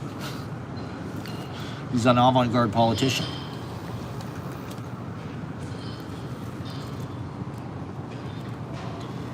So, it's a socialist experiment. We'll see if it works. Why the fuck not? New York, you know, we have to be the talk of the fucking world, you assholes. We're still fucking, you know, and it is a concept, you know, the value of having, you know, the transplant art colony is like you have a lot of smart people. You have a lot of well-educated people whose politics are pretty fucking studious, even if they are fucking annoying. It's part of what's annoying about it, is they're right about everything. And they're cooler than me. And they went to a better school. And they're richer than me. And they're more successful than me. But, you know, if Bernie would have fucking won the nomination, it's like, fuck yeah, let's go. I'm fucking down. Yeah, Democratic Socialist makes sense. That's what the Democratic Party should be. There should be an element of, like, that's what it was. It was like, you know, fucking rich people used to pay, like, way higher tax, 73% or something. Like, way more than they do. There used to be a state tax and shit. The wealthy have gained way too much fucking power in our society. And so there does need to be, and New York if New York is a, you know, a pressure point for that, where there is like a weird confluence of like billionaires and socialists, Let's let the socialists have one. We had Bloomberg for 12 years. He was a literal billionaire. That's he literally, they changed the fucking New York whatever constitution, or they made some kind of amendment so he could get an extra term that had never happened before. And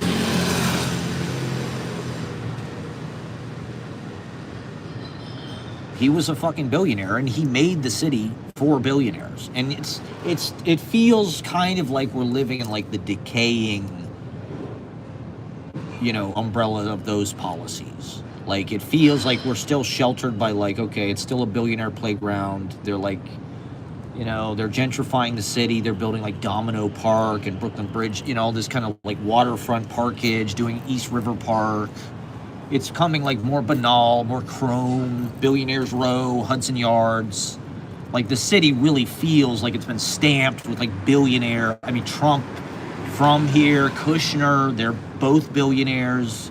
Ivanka, the Kardashians are fucking billionaires. It's like everybody's a fucking billionaire but you loser.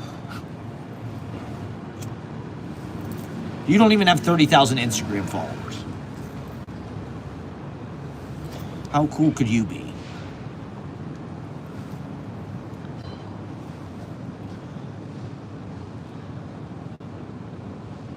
And so I'm the opposite of a billionaire. I mean, I don't have negative $1 billion, but I'm about as close to being not a billionaire as you could really be, I guess, statistically speaking. I am like an anti-billionaire.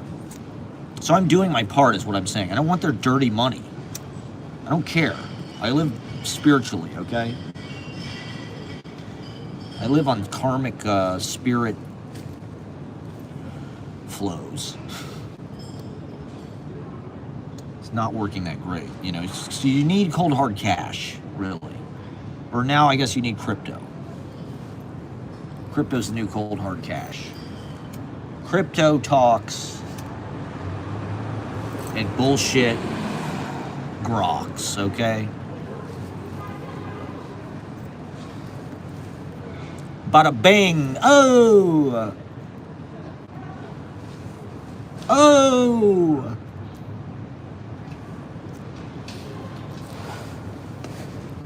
Alright, should I get up and walk now? I don't know. That's 2 hours. Oh yeah, I did want to talk about this fucking Vogue article. Change up my view, I guess, for a sec. Yeah, so Vogue said it's uncool to have a boyfriend. But like I said, I mean, mamdani got reelected, so we're in a whole new era. It feels like everything before... there's going to be before mamdani. He is our savior. All hail mamdani. He's going to make everything go... all of our problems go away.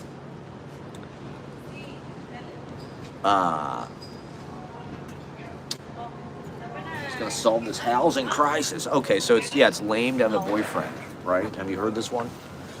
Do you believe that, ladies? Where am I? Okay, this is not a bad place, really, actually. I'm kind of sheltered here in a way that's... Let me see if I can put this here. That'll be more cinematic for everyone. Yeah, fuck it, I'll just keep talking. Let me smoke this fucker and then I'll leave and then should I get a tiki chick? I don't know. I've got all this food.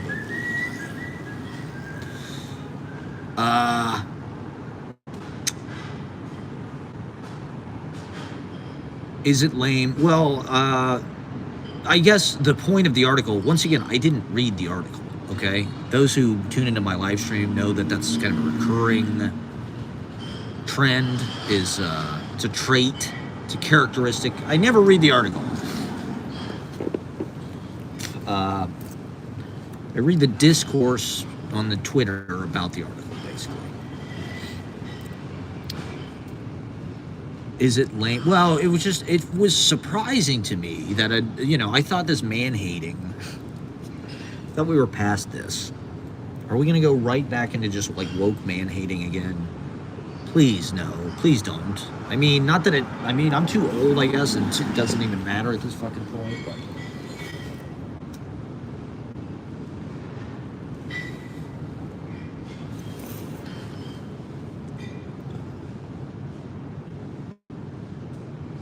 you know, this will be good for New York. It's just going to make it, you know, an even cooler, like, art colony for all of the trust fund art school kids from all over the planet who make vlogs about their first day at, you know, FIT or Parsons.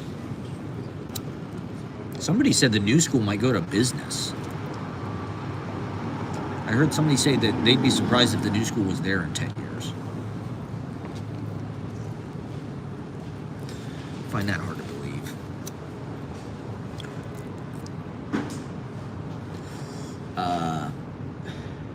In any case, is it lame to have a boyfriend? Well, the idea, I guess, behind the article is really, I mean, that's the clickbait headline. But the idea being, and I just want to add my 2 cents to the discourse here. Women don't need men. You know, it's sort of archaic and patriarchal to think that, like, you're not a success if you don't have a man. You know, if a man's not providing for you, if you're not, you know, if you can't find a boyfriend. I think that's really the problem here. I think that's more the gist of the article. It's like, it's anti-feminist to suggest that, like, you need a boyfriend, you need a Travis Kelce in order to really be a Taylor Swift. To put it in, you know, although I also saw that Teen Vogue, like, fired everybody. Which, like, I don't know if people follow Teen Vogue, but Teen Vogue is, like, one of the most progressive, woke, like, that's like radical journalism. They're doing it. They're a radical. Well, they're, you know, it's important. Like, Teen Vogue, shockingly, or maybe not. I guess not, because, you know, women are on the forefront of everything. Or at least they hear about it before everybody. If something's cool, women are going to find out about it. I guess. You know? They're going to like geese or whatever. So Teen Vogue has actually got, like, its finger on the pulse. I think MTV News was like that before they fired everybody. MTV News, or even BuzzFeed sort of, I guess, was sort of like that. BuzzFeed was like this kind of like woke platform, and then it just like disappeared.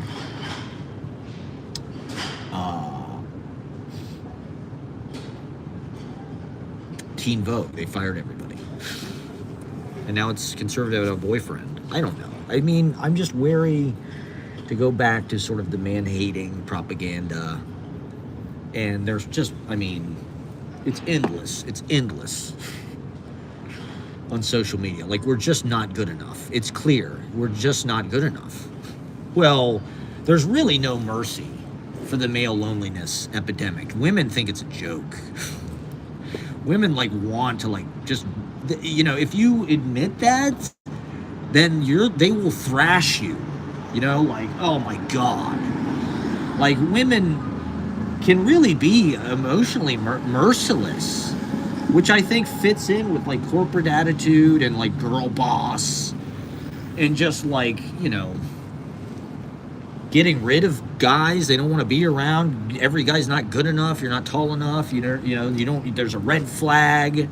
You gave him the ick. You know, it's just like they're designed to have so many defenses. So many no's. There's so many no's that are ready to be, like, triggered at any time. Anytime. It's like some kind of weird trap or something. It's like you could trigger you know, it's like an obstacle. It's like Indiana Jones, you know, like you're trying to, and then you hit the wrong thing and the darts come out. You said the wrong thing, the ick. So it's like nearly impossible to be a man. And I'm not, you know, that goes for romantically, but I'm also just talking about, like, socializing. Like, women are so, like, they have the idea in your head that, like, you're a creep, or, like, you're a serial killer, or, like, they're not comfortable, or they're not safe. And it's just like,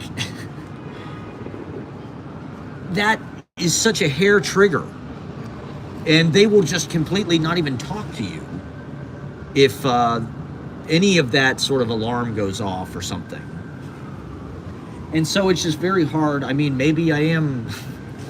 Well, the idea being with the criticism of this is like, well, it's actually men's fault. Men are not working on themselves. We have no, women, it's going to be hard for them to take pity on men when they've been told their whole lives that, like, they've been so fucked over and oppressed. And they're the victims. And so it's like, well, I succeeded in spite of all of the fucking obstacles in my way as a woman in this world that just, like, there's no Roe versus Wade. We make less than men. White men run everything. They fuck everything up. Trump.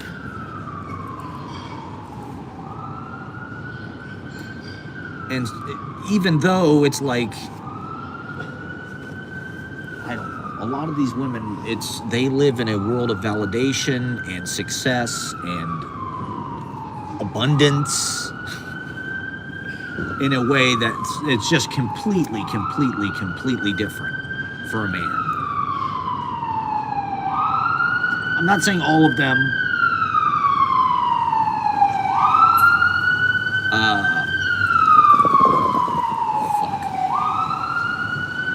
Starting to get windy and shit. Alright, I guess I should start. I'm really getting into some good stuff here. Let me just be clear, I love women, I love men, I love all genders, races, whatever.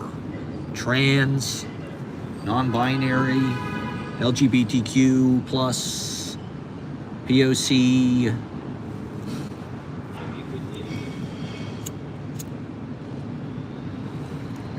I love it. Love it all. Love everybody. Well, not everybody. I don't like Republicans. Well, I mean, some of them I can, like, they're not, let's not even get into that. Any case, that is part of the gender dynamic that I think is, like, self-defeating.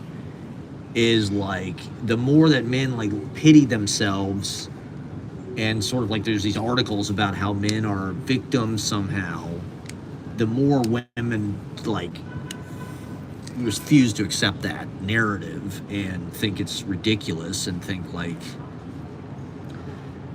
men need to do better somehow.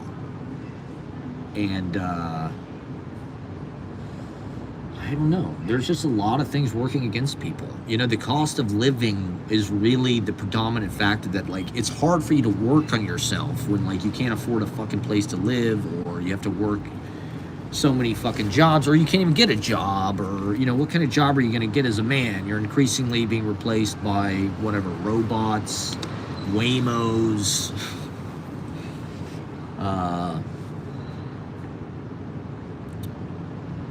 the social media is a completely different experience. Like, men don't even use it, or I guess it's women's opinion that's healthier if a man, like, doesn't have an Instagram, or he has, like, very few. He's not, like, a Instagram, like, success, or he has very few followers, like. Whereas, like, I don't know, women can get a lot of. We're in an era where that's like a currency. Getting people to look at you, and, like, male gaze is a huge business.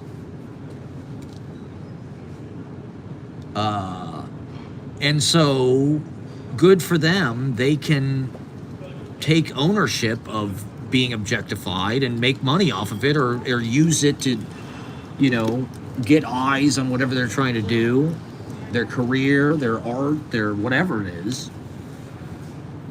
Men, it's like, generally, women aren't as creepy as we are. They're not just, like, staring at us. A man will literally just watch your videos. I mean, my ex had, like, over 3,000 Instagram followers, or Twitter followers, and Instagram followers, but Twitter followers. And, like, she was super political and stuff, but I had 300 Twitter followers. And I worked my ass off on Twitter. I mean, I tweeted my ass off for like a decade or more. I was tweeting pretty regularly from like 2010 to like 2022. And it was, the reason why I got off was it was always taking up like a certain place in my mind. And it was just like, I don't really want to, and even Twitter now is like kind of, it's really tough to look at.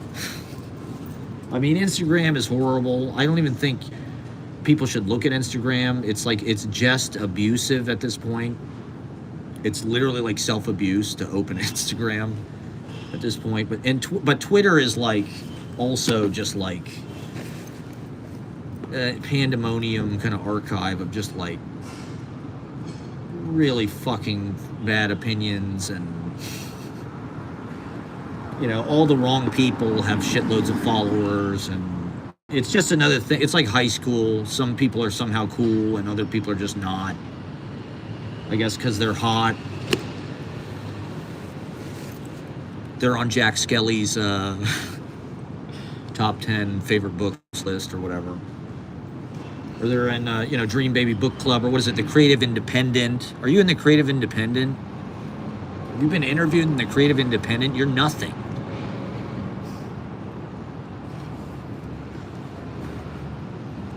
You're not hot enough, okay? You're not a good enough artist. You don't have a big enough following.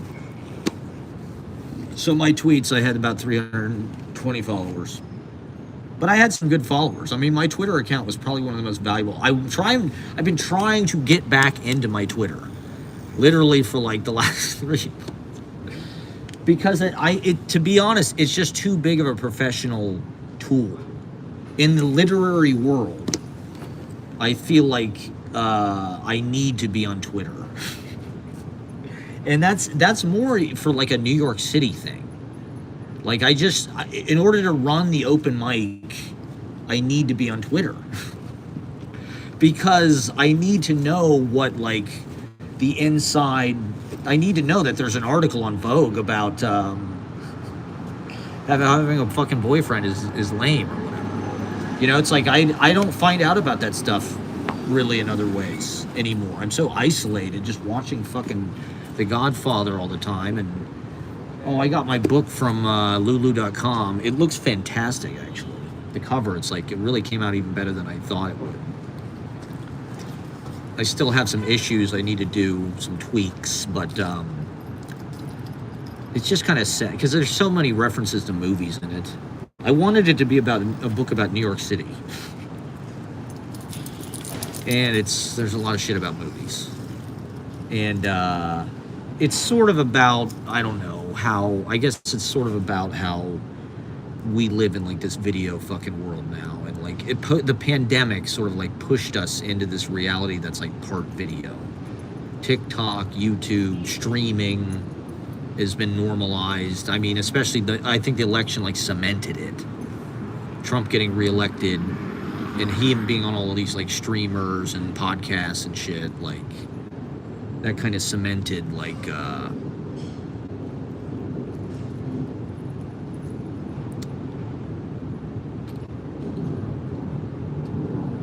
video is like being, it kind of made it, you know, video was a tough sell until the pandemic. You know, there really weren't a whole lot of videos. People were not really going live. And then the pandemic, suddenly everybody's fucking live.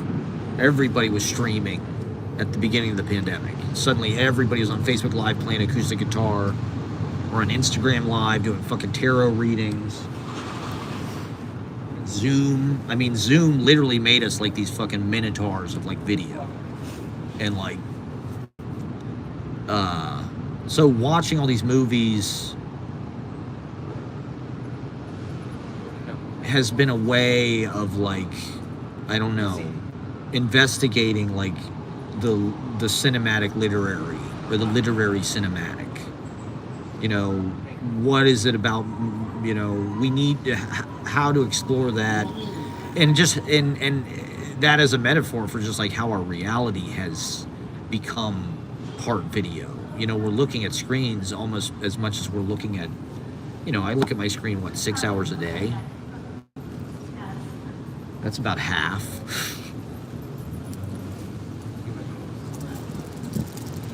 That's sad.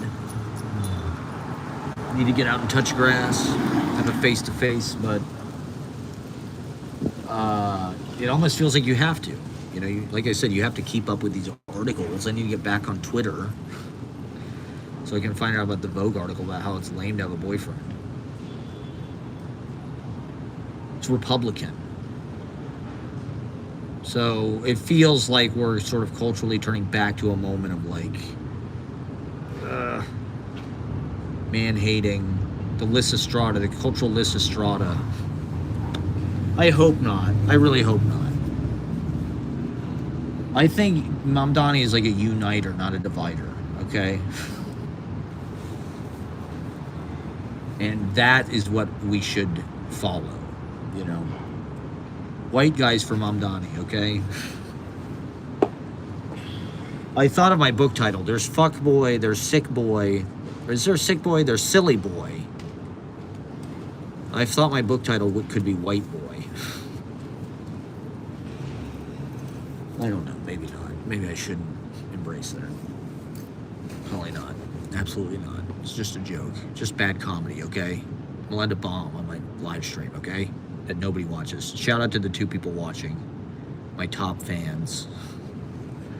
I am gonna get off here, but yeah, good for women to be independent and good for their success, and but you know, I don't know. I don't think men are getting enough credit. You know, Trent Reznor is 5'7". Sorry, ladies, but Trent Reznor is 5'7", okay, and that's in fucking Doc Martens. Bow down before the one you serve.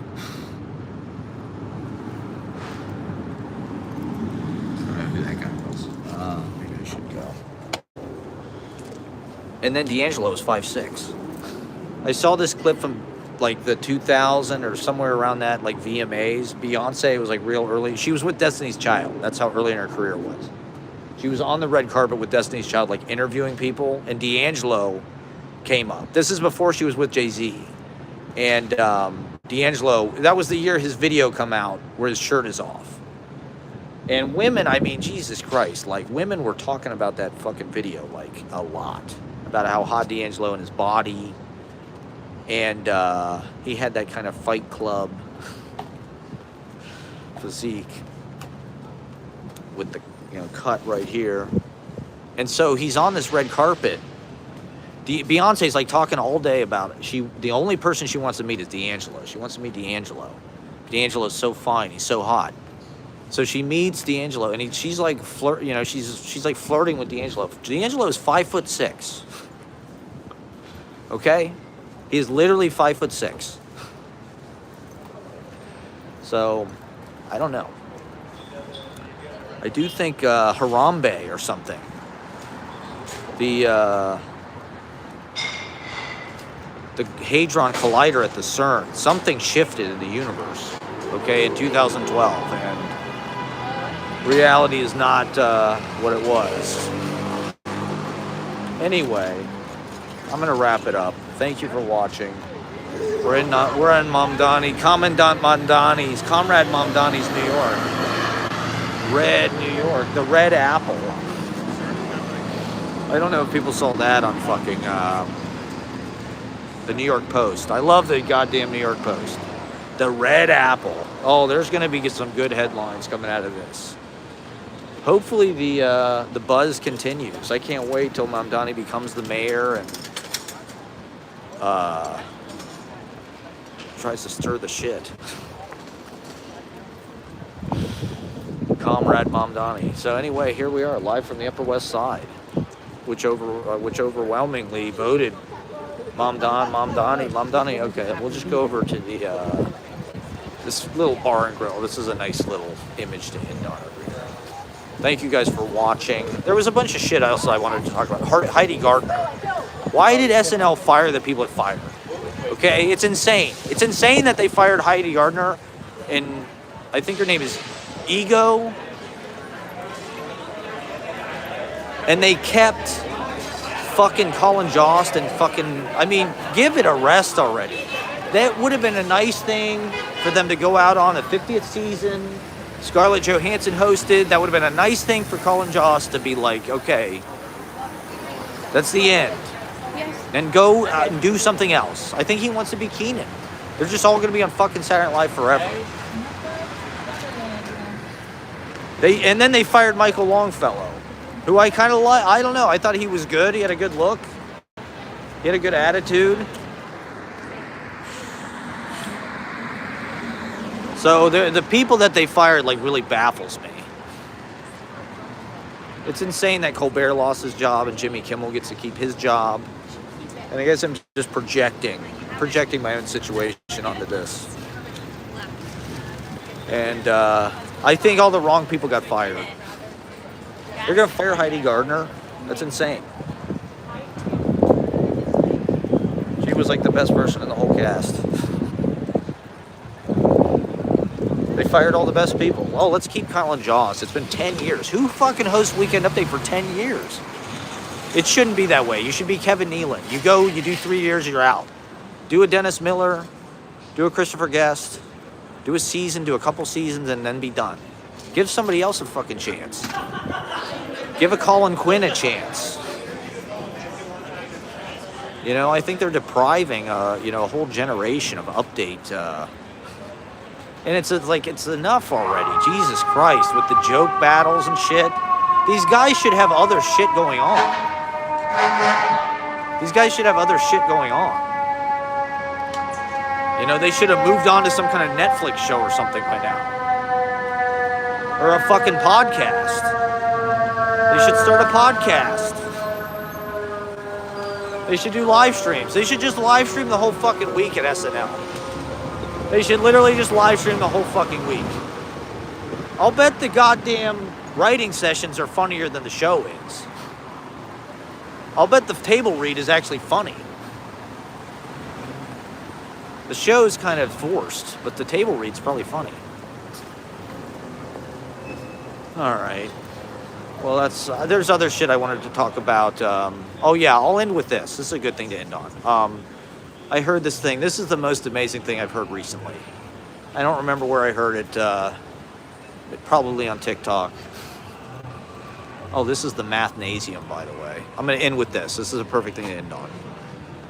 The Mathnasium. See, that's where fucking Zorhan. That's why we got. That's why we have mamdani, because we have Mathnasiums. Okay.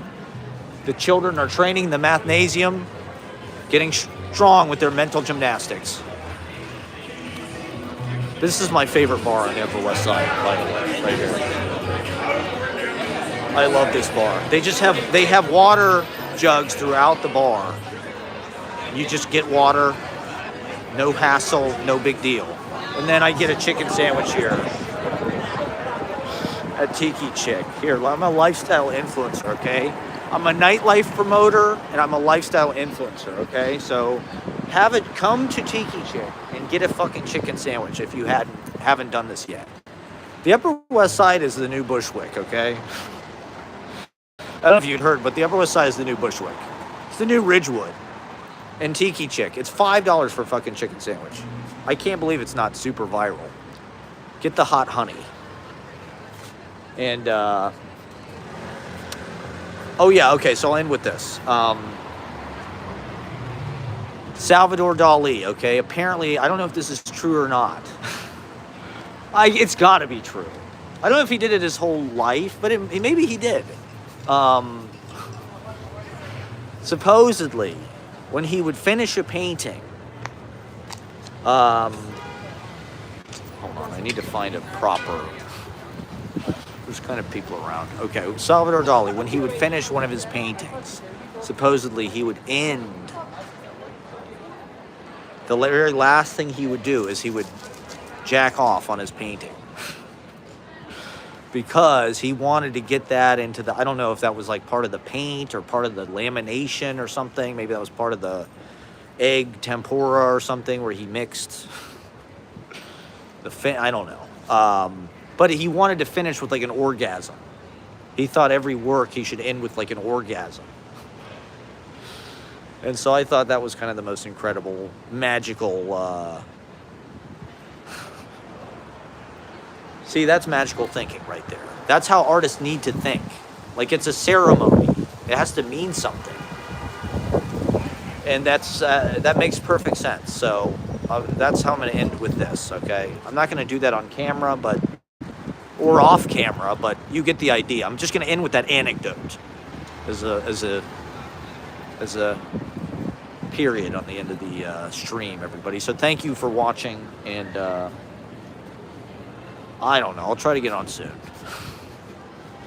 Yay, mamdani. It's a new day here in communist New York. Good morning, America.